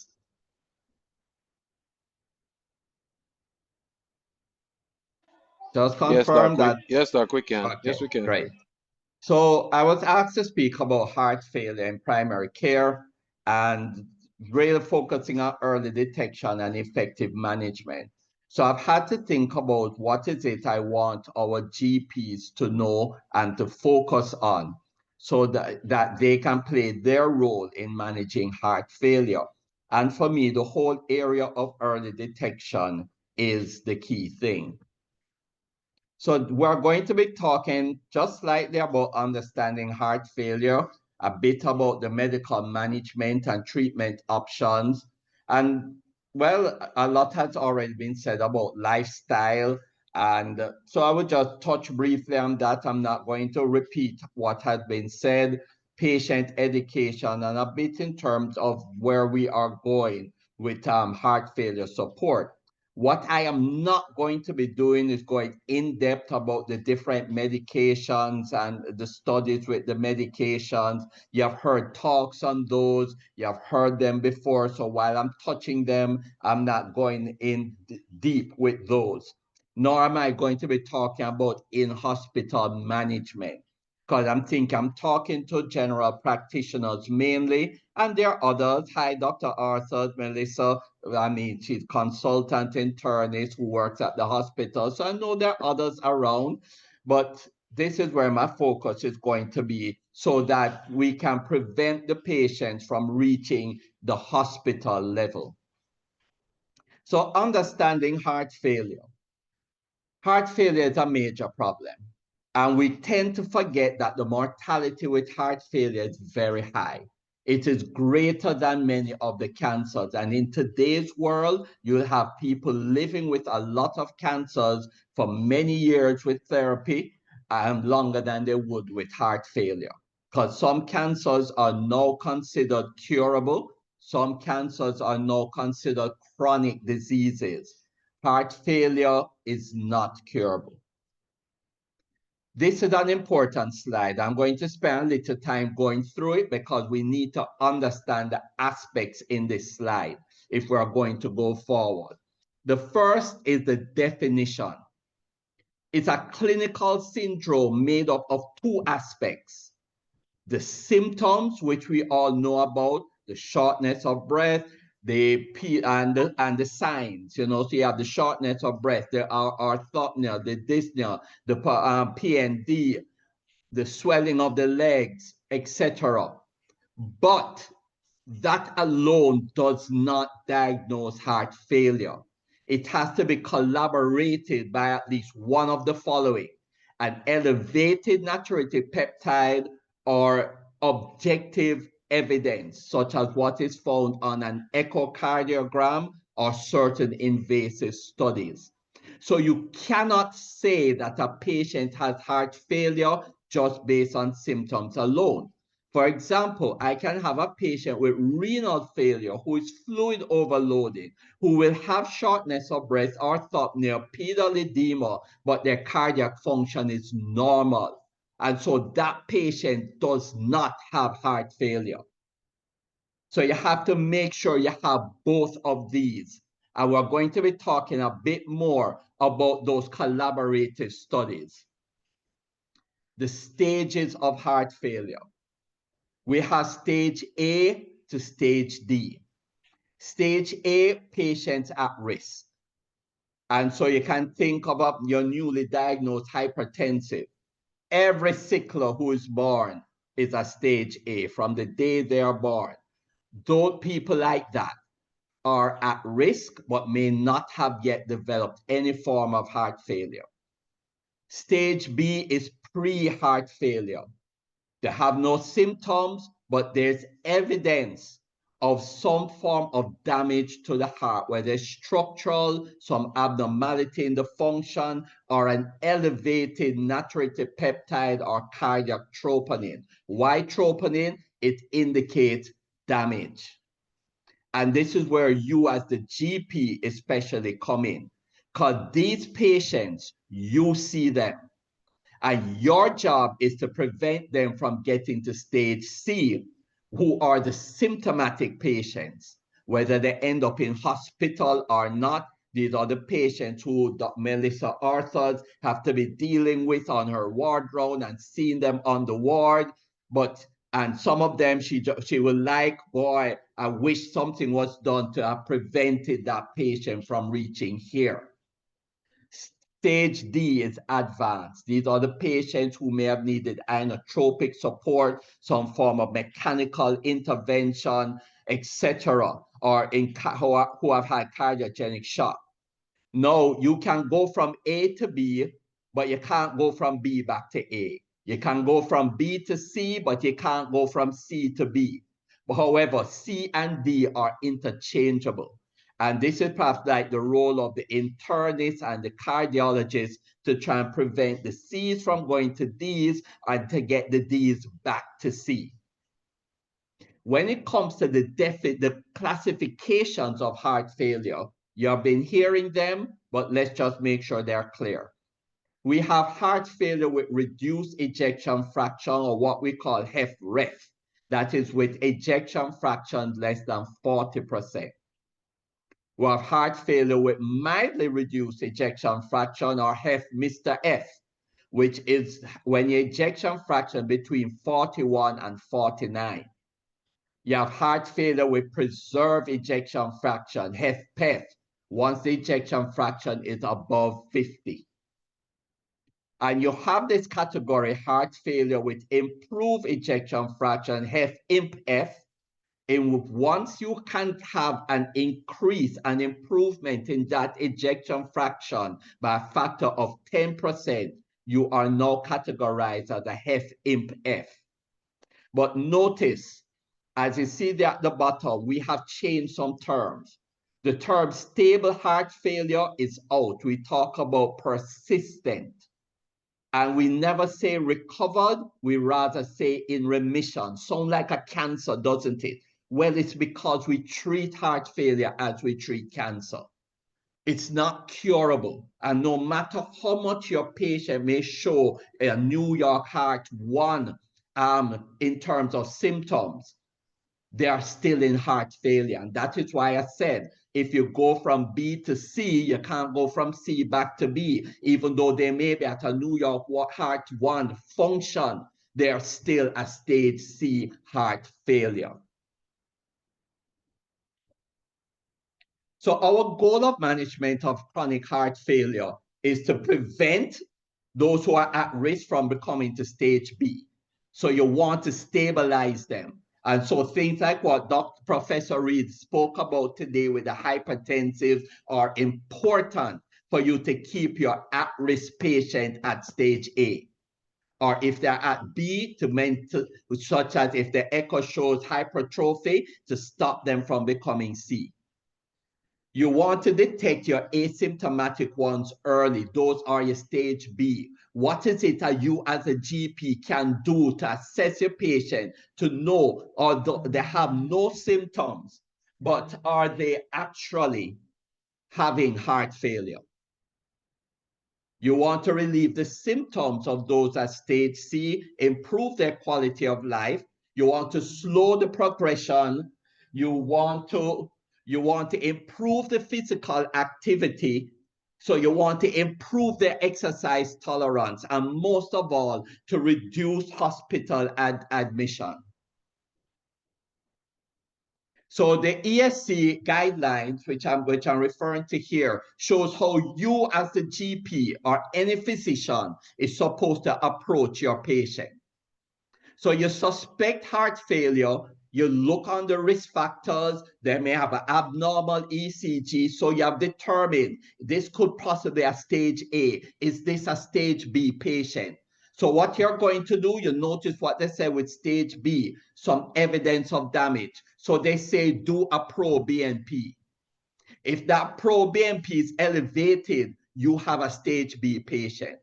If the troponin, though not stated here, is elevated, you have a stage B patient. And once you have that, your next step is to do an echocardiogram.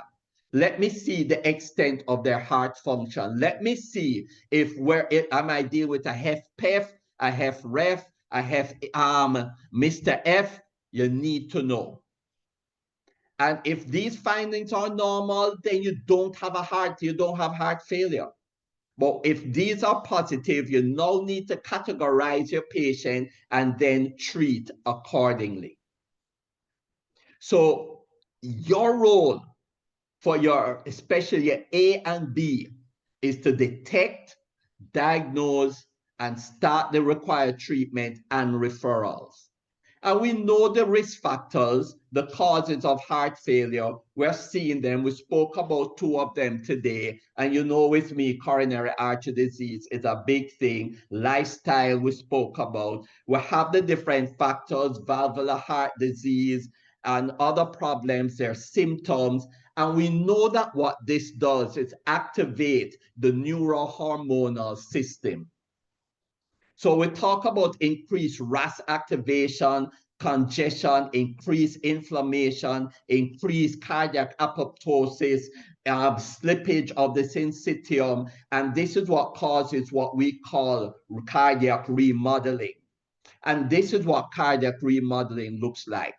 So here you have a patient whose ejection fraction is 41%, Mr. F.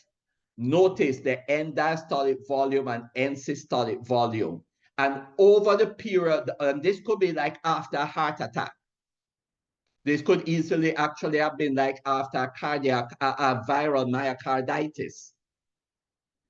3 months later, the ejection fraction has fallen. So they've gone from Mr. F to HFrEF. Notice the end diastolic and end systolic volumes have increased, meaning what? I have cardiac dilatation, cardiomegaly. This is what remodeling is. And what we want to do with our intervention is to prevent remodeling or to reverse remodeling. We spoke about the symptoms. We all know the symptoms of heart failure. We know what to look for when we examine our patients. But the diagnostic test, if you suspect a patient has heart failure, is to get a chest X-ray. Especially if they're newly diagnosed, you want to get an idea of pulmonary congestion and also any idea of pulmonary disease. Echo, as I mentioned before, and as the European guidelines said, also get a pro-BNP.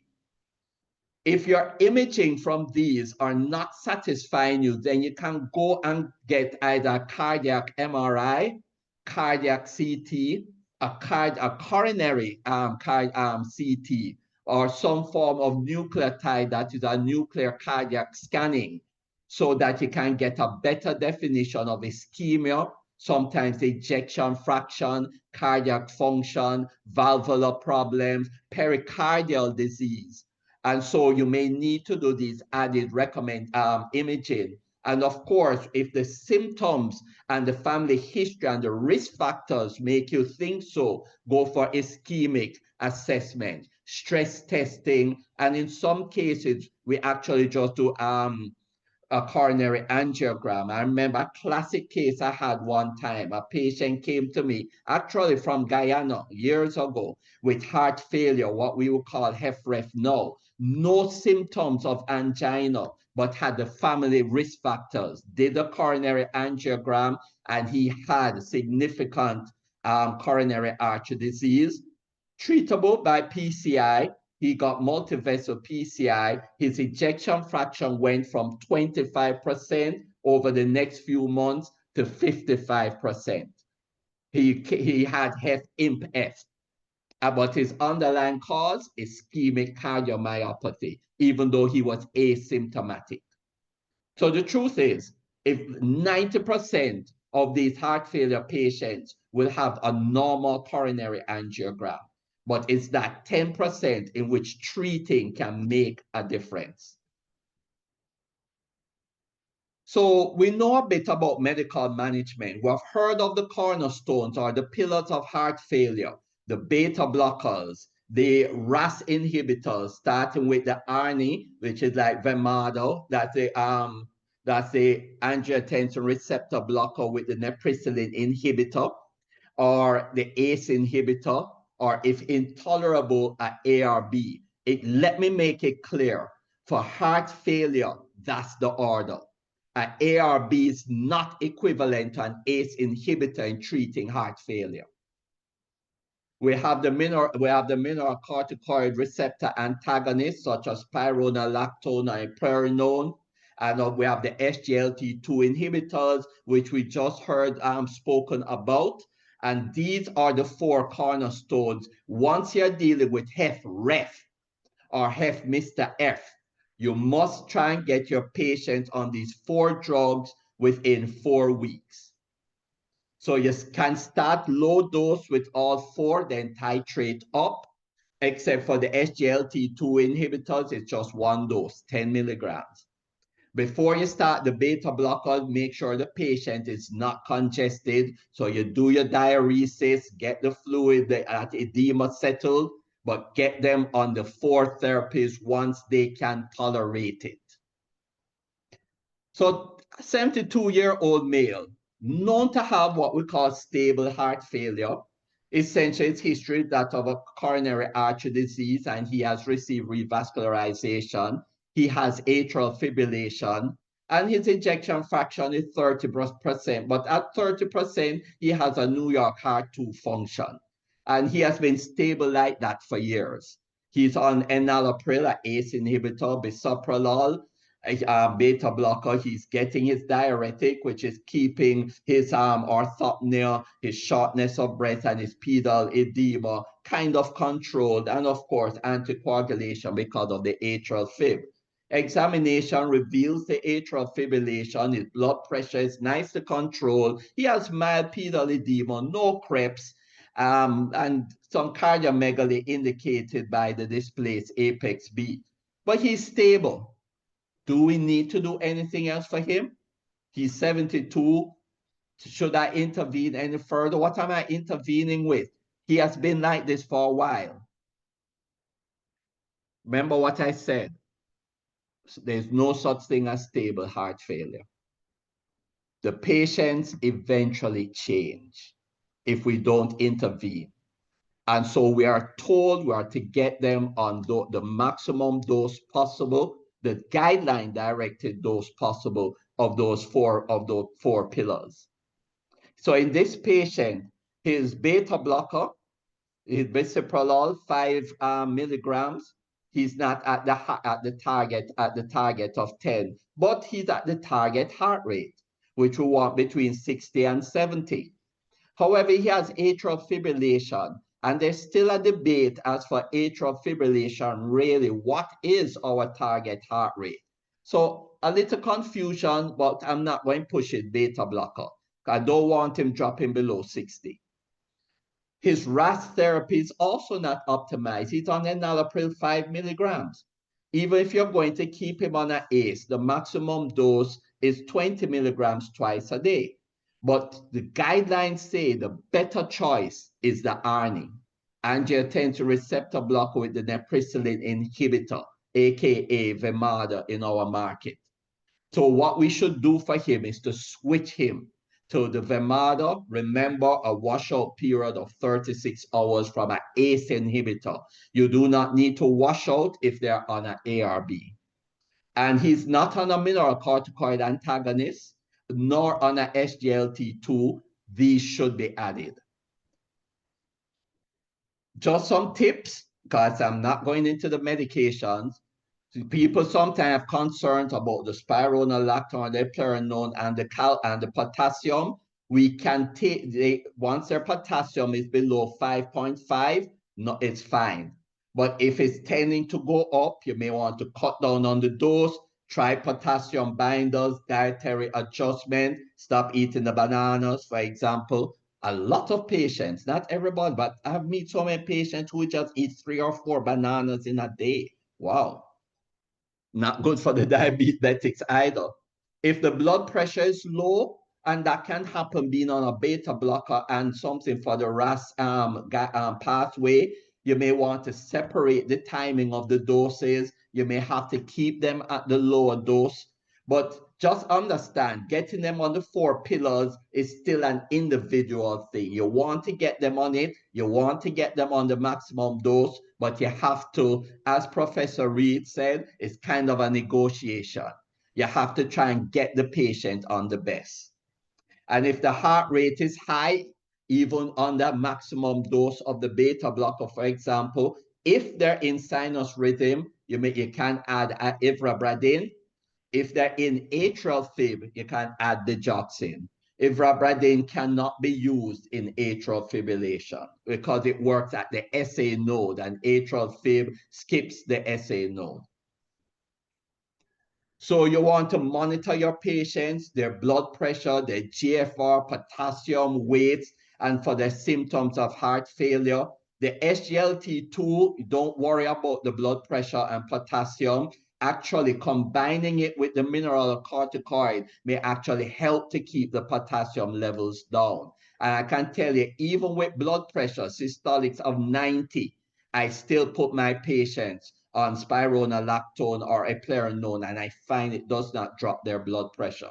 But I start at the lower dose. And of course, the ARNI, you diagnose heart failure, HFrEF or Mr. F, start as early as possible, watching their blood pressure. So early detection.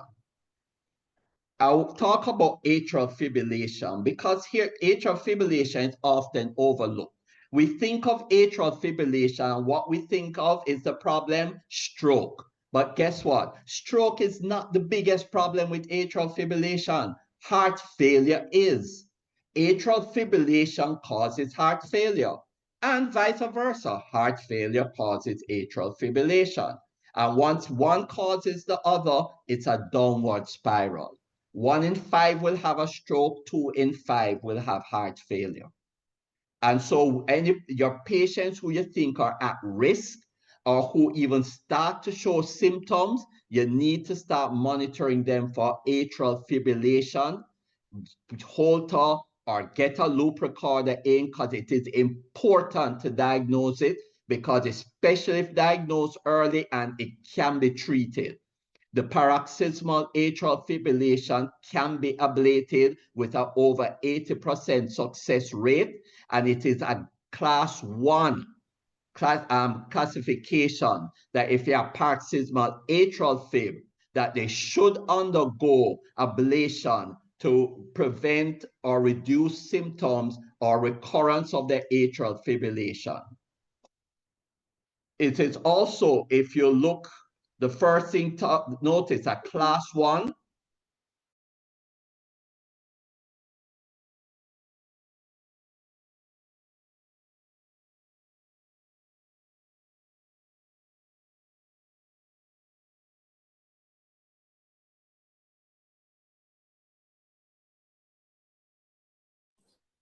Trying to get Dr. Elliott back. Let's hold on.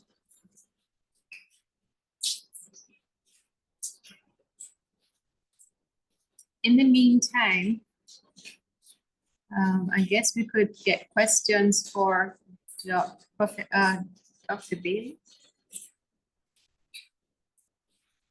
Sure, we do have some questions here for Dr. Bailey. Guys, we know you're not seeing any video and the presentation has gone. We apologize. Hopefully, Dr. Ellis is good. I see him. He's returning actually. Is So returning? he should be. Yeah, he's back on the call. So he All should right, be coming great, up all shortly. right. Okay. Hi, Dr. Sorry about Elliott. that. My computer battery died. I didn't even realize it. Didn't even give me a warning. So it No went into problem. failure. yes, I had computer failure. So it is starting back up. Please give it a moment. But let me just get back to what I was saying. That with atrial fibrillation, a class 1 indication for ablation is also if you have AFib and heart failure. Now, the AFib which we're talking about is more the paroxysmal atrial fibrillation, because permanent atrial fibrillation does not respond very well to ablation therapy. It has a 20% success rate. Okay, just give me a moment to get back in on my computer.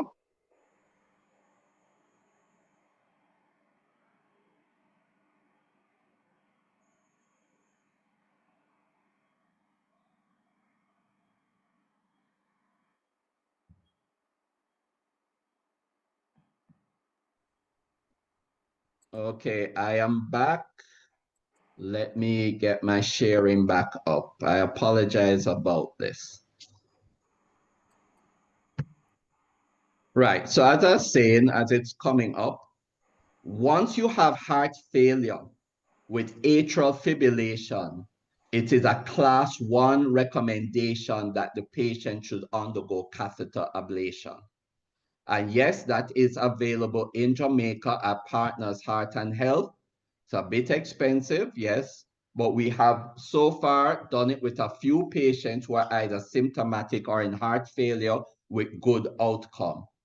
One of the things that AFib causes is a tachycardic induced dilated cardiomyopathy. That's one of the issues with it. Okay. Also, if for the persons who are in permanent atrial fibrillation, if you look at the last paragraph, there's a thing known as nodal ablation with cardiac resynchronization therapy using a pacemaker, which can be used to treat the patient who have permanent atrial fib in heart failure, especially if they're symptomatic.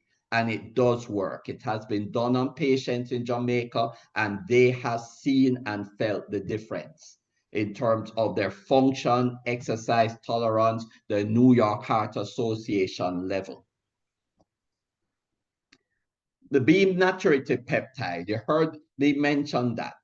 So what it beam natriuretic peptide we know produced by the heart, especially when you're in heart failure, but there are several cardiac causes apart from just direct HFrEF. But if you notice, most of them are actually heart failure or risk factors for heart failure. But you do have some non-cardiac causes. And so you have to remember that liver and renal dysfunction in terms of interpreting the levels that you get. People with pulmonary disease, which can put their right heart at strain, can also cause a mild elevation of your BNP. So normal pro-BNP in most adults is 100 or less. If you're above the age of 75, we take a higher level. Also, if you're obese, we have to reinterpret the levels differently because obese patients tend to have also a kind of higher level. And heart failure is a definite heart failure is if the pro-BNP is 1,000 going up. And I've had patients with 1,000, 5,000, 9,000, 15,000. And of course, as I say, you have to gauge it. So the recommendations by the guidelines is that if you have a patient with dyspnea, you should do a pro-BNP to find out, is this heart failure or not? Because it could be a pulmonary problem. But once they have the symptoms, remember what I said, the definition is a symptom plus a marker. So you have the symptoms, check the marker. For your patients at risk, that is your grade B, it's a 2A indication to do the pro-BNP and your other screenings which I had mentioned. Because if this now comes back elevated, you realize your patient, though asymptomatic, has heart failure. For those hospitalized, we should be doing their pro-BNP. I said we're not talking about hospitalized patients. And your chronic heart failure patients, as I do for them, the pro-BNP I use to monitor their response to therapy. When you start them on the 4 pillars, that pro-BNP is supposed to improve if they are responding. Just to give you an idea of an at-risk patient, I've had patients whose echoes are normal, and I do their pro-BNP and it's greater than 9,000. So even though the echoes is normal, they have no symptoms. The pro-BNP is telling me something is happening and it's just a matter of time before the symptoms come along. So the guidelines basically tell you that it's a peptide from looking on heart failure, and we have studies to support using it as a way of monitoring your stop HF and the Pontiac in terms of reducing the prevalence of heart failure stage B. So you can, this is part of what you're to be doing with your patients. They're at risk, do your pro-BNP. We are partners. We have our own machine. So in 20 minutes, we get it. So when those patients come in, we just quickly monitor them. So the guidelines recommend using it as a guiding tool for preventive strategy. That's what you guys need to be doing. And look, the American Diabetic Association said that diabetic peptides, patients should have a natriuretic peptide assessment as part of their routine care. The European guidelines also support this and support it for your at-risk patients. The pro-BNP will need to be doing it more often. So we know echocardiogram is a part of your assessment of your heart failure patient, but I want to go a little bit beyond echo. 67-year-old male, and this is a patient I had. He has been having shortness of breath, decreased exercise tolerance for over 2 years, getting worse. He has been to doctors, they have done chest x-rays, they have examined him, and he has done echoes, and the echoes were all normal ejection fraction. So, but he's having symptoms. So you're thinking possibly HFpEF. Nobody has done a pro-BNP to see if to get the factor, because the echo here isn't helping. And unfortunately, I haven't seen the reports to see what the diastolic assessment of those echoes are, because there are things on the echo to help us know whether this is HFpEF or not. So coming to see me, I did a pro-BNP on him, and it was over 9,000. And so I repeated the echo and repeated it using another technology which comes with the echo called global longitudinal strain. And its global longitudinal strain was -10 and had what we call a cherry on top target. What am I talking about? Dr. Elliott, you're talking Greek. Strain, global longitudinal strain, is a technology that the echo machines employ, what we call speckle imaging, that basically looks at kind of a microanalysis on the different segments of the heart and see how much the different myocytes are expanding and contracting, as you see in diastole and end systole. And you see the graph there, that graph that goes down and come up. So that's diastole, and then that is showing the decrease in size with contraction. So that is contracting and then expanding. And so we measure it as a negative factor. A normal strain, longitudinal strain is anything greater than -18, meaning -18, -20, -22, that is normal. Notice what I said, my patient's own was -10. So that immediately told us there's something wrong with the contractility of his heart. So here we have it. I'm just showing you what the graph looks like, the different points. So that is contraction and then diastole. So systole, diastole. And if we look on the different segments, so if you notice what I have there now are colored lines, because we divide each side of the wall into 3.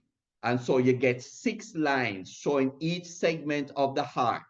And we do this in the different views. And if you notice on your left, everybody goes down very nicely. They're almost all below, -20. But if you look on the one on your, sorry, that's the one on the left. If you look on the one on the right, they don't dip as far. And this is kind of like what my patient's own looked like. His longitudinal strain was decreased. And it gives you this target looking picture, which is this red circle with the red. Red is good contractility, pink is weak, and blue is actually dyskinesia, meaning it's moving in the opposite direction. So if we look on this patient's own, and you notice it actually gives me the values. So where it is nicely pink, you can say -22, -18, 1 or 2 areas though pink, not as strong, -14, -16, but definitely the anterior wall is -6, -8.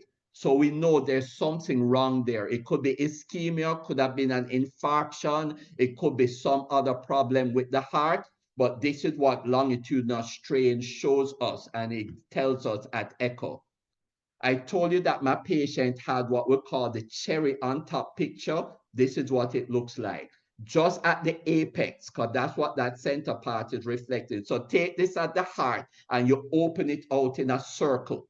So the apex is the middle. A patient with cardiac amyloid who can have HFpEF, they will show a normal ejection fraction, but they will have elevated proBNP. And if you do the strain imaging, they will have that very thing, that cherry on top, that red area right in the middle, which is what my patient had. And now he's doing more specific assessment for cardiac amyloid to determine which type of cardiac amyloid he has so that he can get treatment. So for 2 years, he was developing, showing symptoms of cardiac amyloid, but was not being diagnosed.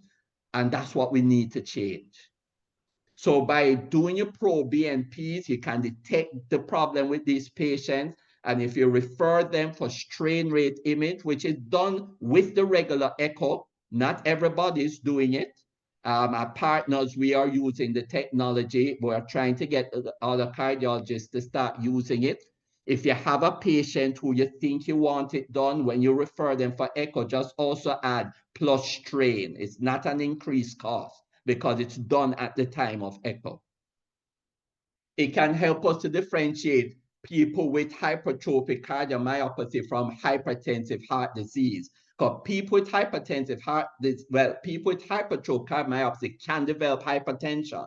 And sometimes you're not sure, is that hypertrophy, which one is the cause? Strain rate imaging can help us to know the difference. It actually is advocated for monitoring your patient who are receiving chemotherapy to see if the chemotherapeutic agent is affecting the heart, because before the ejection fraction falls, the global longitudinal strain falls.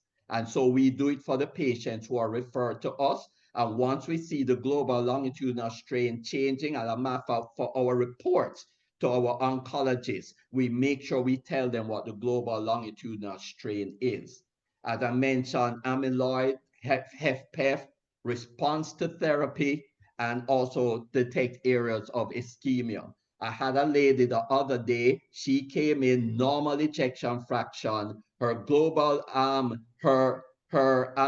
target showed that area, you remember the one I just showed you, which had the dark pink and then the light pink area, it showed it in the inferior wall.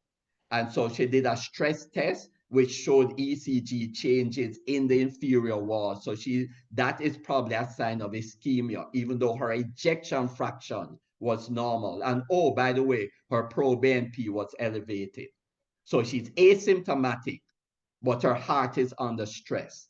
You see, what this is kind of showing is like you have a worker. They're putting out the work, they're producing the papers, they're giving you the results, but you ask them, Margaret, how you doing? Boy, I'm under stress. It's so hard for me to get the work done. I'm doing it, but every evening I go home, I just feel stressed. That is what an normal ejection fraction with an elevated proBNP is like that person. Unlike the person who's getting the work done, enjoying it, not too much under stress. Yes, some days more stressful than others. That's the heart, normal ejection fraction, normal proBNP. Okay, I'm wrapping up quickly. In terms of how we otherwise treat heart failure, we do, of course, treat the underlying causes. If it's a valvular problem, valvular repair, or valvular replacement, whether by TAVI or whatever. But the point I just want to make here, your patients with valvular issues, please refer them. I had a lady on the ward. When I looked on her history for the past 3 years, she has had multiple admissions for heart failure. And everybody's putting not sure of the cause of the heart failure. I look on her echo, severe mitral regurg. And I looked through the file and I asked, has she ever been referred to the surgeons? No, everybody overlooked her mitral regurg, which is why she kept going into heart failure. And so she was referred for valvular surgery. We have to refer these patients if they need revascularization, or we have devices which are helpful. We do know for decreasing mortality, and I'm just mentioning these to go into depth is another story. If your ejection fraction is less than 35%, you are at risk of a cardiac arrhythmia, especially if it's ischemic cardiomyopathy. And so these patients, by guidelines, if they have HFrEF less than 35, should get an implantable defibrillator. It's been shown to decrease mortality by 33%. That's a large percentage. So you have your patients with a low EF, even if they're stable, so to speak, that is, they're tolerating their heart failure symptoms, but I can assure you they are at risk of arrhythmias, and so they should be referred for ICDs. For those who have a left bundle branch block and they're symptomatic despite guideline-directed medical therapy, they should get what we call resynchronization therapy, or what we call biventricular pacing. Time won't allow me to go more in depth about that, but my thing is refer your HFrEF patients. Remember, there's no such thing as stable heart failure. For those who have a low ejection fraction but don't have a left bundle branch block, so they're not eligible for resynchronization therapy, they could be eligible for what we call cardiac contractility modulation. So device therapy is coming in for patients who, despite guideline-directed medical therapy, are still symptomatic.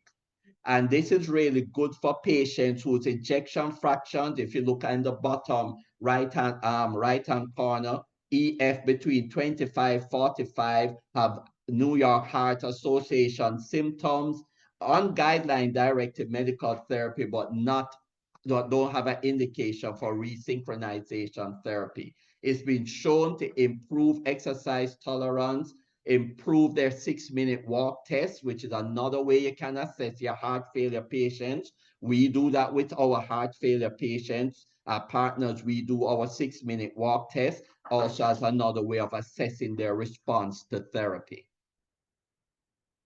We spoke about lifestyle. I'm not going to go into this then since it was spoken, but sodium reduction, that balanced diet, except to emphasize for heart disease, fruits, vegetable, grains, nuts.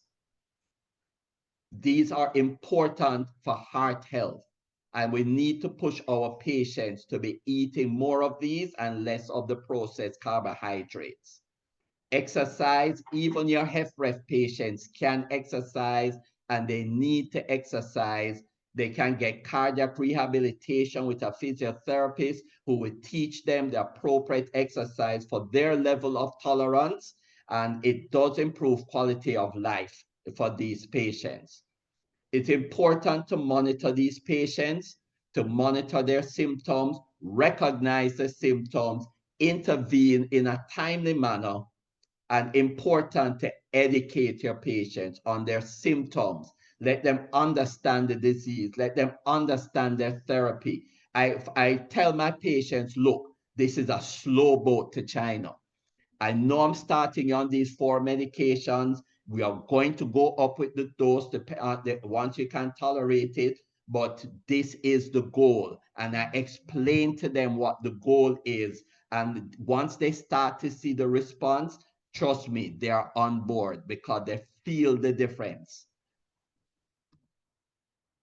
And of course, we have to support our caretakers, but that is another talk for a different thing. But we have to provide emotional support for our heart failure patients. They have lost activity. Some have lost their ability to work, sexual function, and so on. Remember, heart failure is associated with depression, and depression causes heart failure, just like atrial fib. Future trend, a lot of telemetry. more of the wearable devices, more of the mechanical devices, and remote patient monitoring. That's the next area which we're hoping to go into so that we can monitor and deal with our heart failure patients properly. So in conclusion, I know I've been speaking a lot and fast. We have to understand what heart failure is, make the diagnosis properly, understand the stages so that you can detect early, especially your stage A and your stage B, preventing them from getting to stage C. Start the medical therapy for your stage B. Yes, start them on the ACE, start them on the SGLT2 and so on. That's what they're advocating before they become stage C. Get them on the medical therapy. Do your checks, get the echoes, the strain imaging, the pro-BNPs, the chest x-rays, the CT scans if necessary. Get the lifestyle changes, educate your patients, and give them the support. Thank you.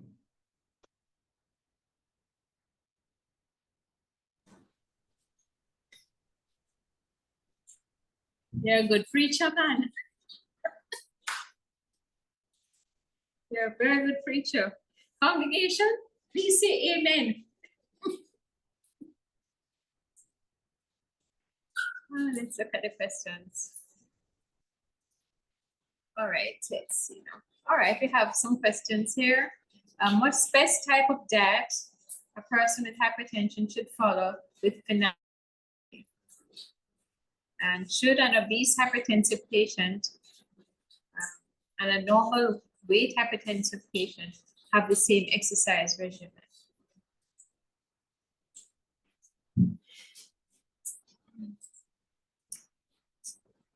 Dr. Elliott, you'd like to take that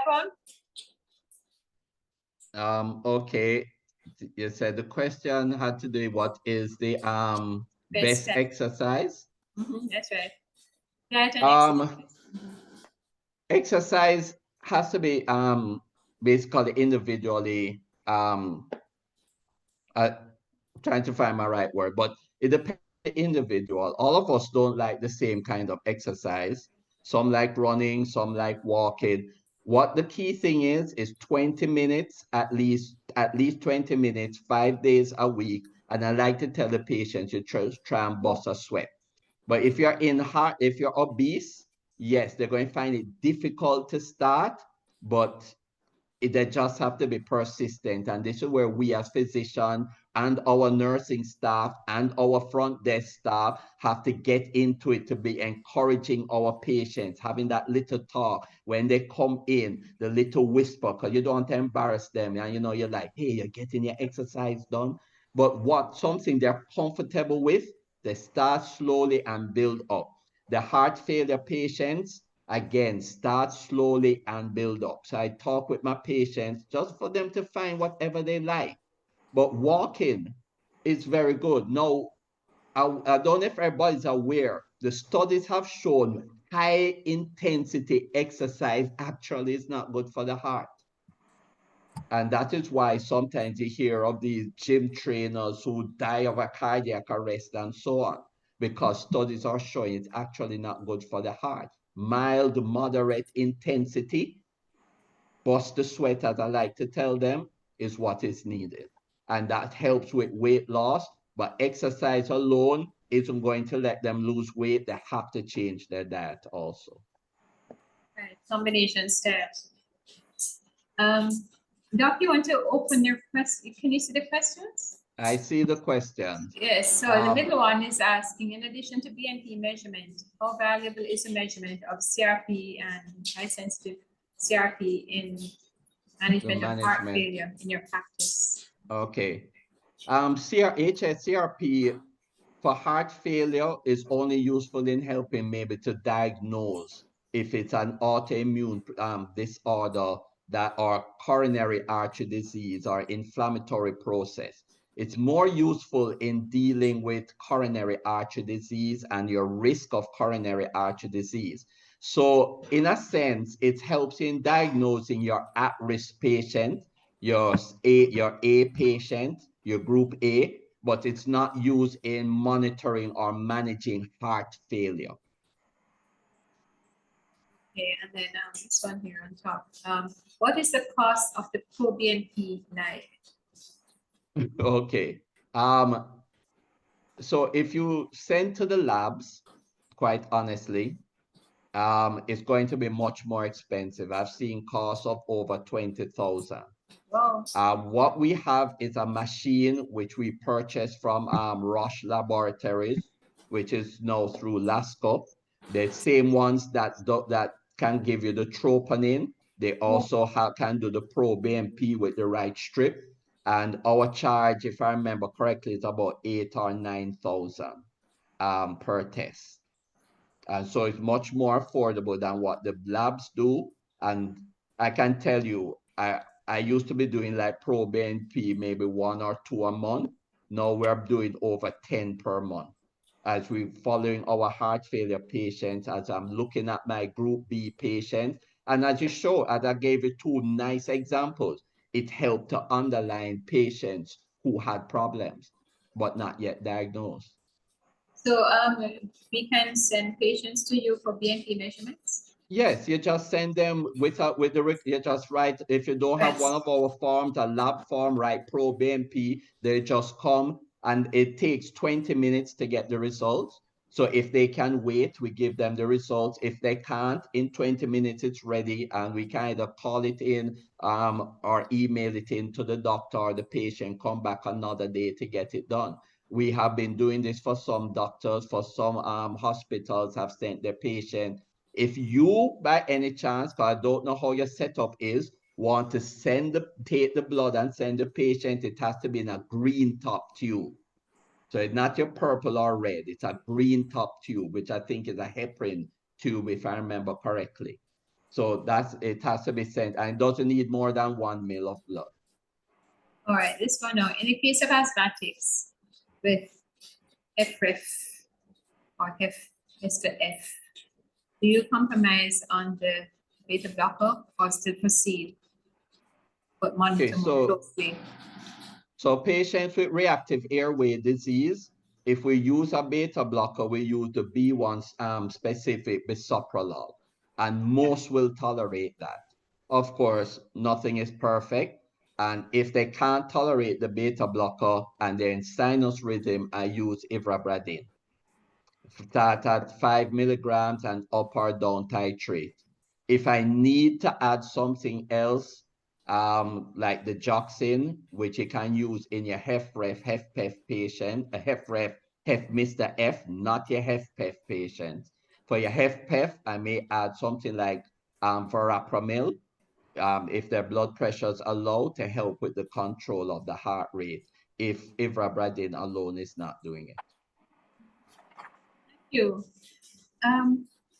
Dr. Beatty.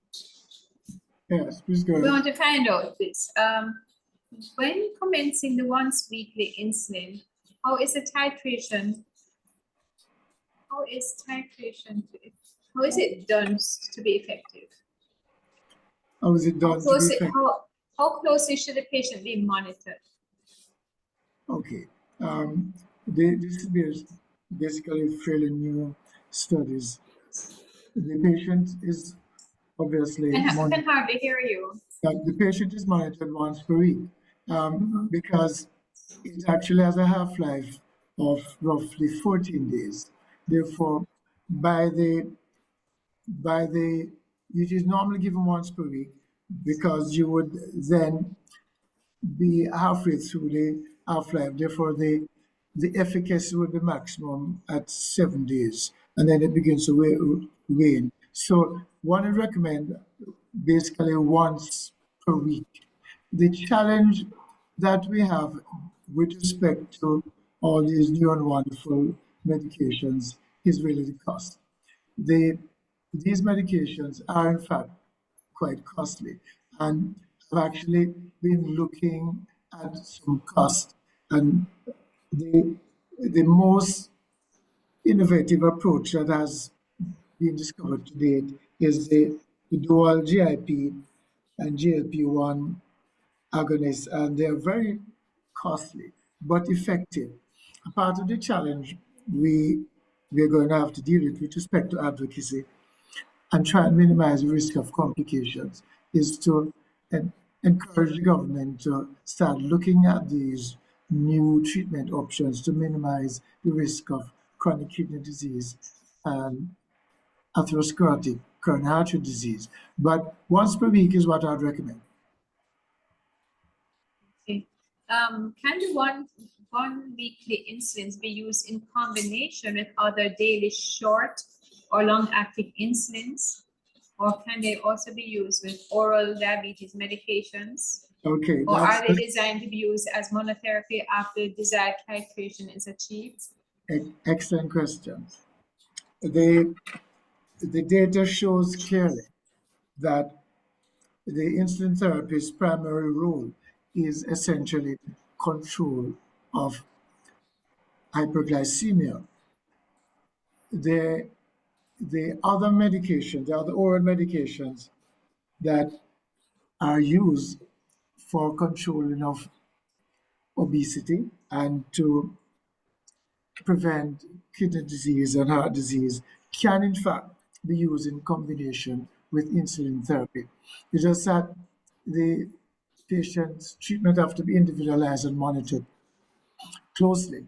But if the concern you have is not only the glycemic state, but also obesity and also the incipient or established kidney disease or heart disease, then the experts recommend that you can add other agents to insulin in order to achieve maximum therapeutic outcome. Because these medications, especially the SGL2 inhibitors and the GLP-1 RAs, have been shown to prevent atherosclerotic cardiovascular disease and chronic kidney disease. So yes, based on the guidelines, if you are addressing the glycemia, but you also have some concerns about weight and also concern about kidney disease, you can combine them. It's called combination therapy.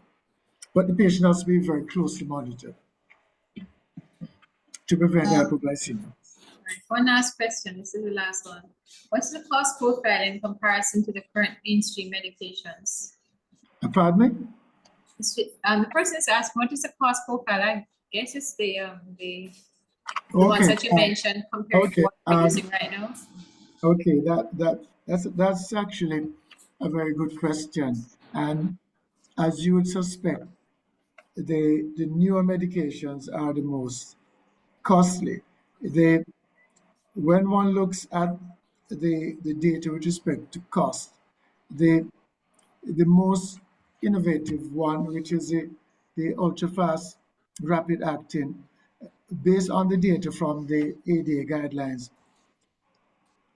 you are looking at an average of over 263 US per month. So it's quite pricey, whereas the older medications are quite inexpensive, like Lispro and Aspart. But the newer medications, the ones that have been used in the study, are at least over 200 US. So again, cost is going to pose a major issue, and we have to lobby for them to be added to our armamentarium for management of diabetes. Right. Thank you so much. Well, we have certainly had a, yes, go ahead. Can I just respond quickly? I see a question which I really want to answer. Somebody asked if we see hypoglycemic issues with the SGLT2 inhibitors on patients who are not diabetic. I have not seen any. If they are just on that, if they're on another agent like the diabetics, they may. But my HFrEF patients on SGLT2, I personally have never had one who has gone hypoglycemic. Also, the person asking in terms of if I have HFpEF and the proBNP is elevated and other things can cause it. As I said, the investigations, the history examination, and that's where strain rate imaging will also come in very helpful, longitudinal strain, to be and that's why we use it as partners. It helps us to differentiate when you have other issues which you wonder about. So we use them all in tandem to help to support the diagnosis. Thank you very much. So we must always ask for echo and strain. We have certainly had a feast, and the three presenters really did a fabulous job. With Professor Reed coming off with the hypertension management in primary care, guidelines, challenges, and solutions. And then we had Dr. Alveston Bailey speaking about bridging gaps in prevention and treatment, diabetes care in the Caribbean. And it was so extensive. And then Dr. Elliott, he spoke about heart failure in primary care, early detection and effective management. We've got so many pearls of wisdom. And I hope you take the presentation and did your screenshots. And if you need assistance with, because I know that the associations and is planning to do, I think we're doing a library of our stuff. You can always contact the Secretariat of the Association of General Practitioners of Jamaica, Dr. Lynn Thompson Hyatt. And thank you so much, all of you. Such excellent preparation. I know the preparation for these is quite a bit, and to also come and present it in such a clear way so that we could understand. So at this time, I also commend the participants for taking time out, and I know that you really enjoyed the feast. And you probably want dessert as well. And to Dr. Ishtagovia for bringing to our awareness what Amaji is Health Limited is offering, and for persons who would like to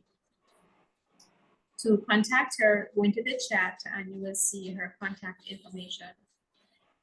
So thank you so much for the Association General Practitioners, the working team that put together this program, and to the administrator of the association, and to our technical engineer, Oleate Solutions, Mr. Sam Heron.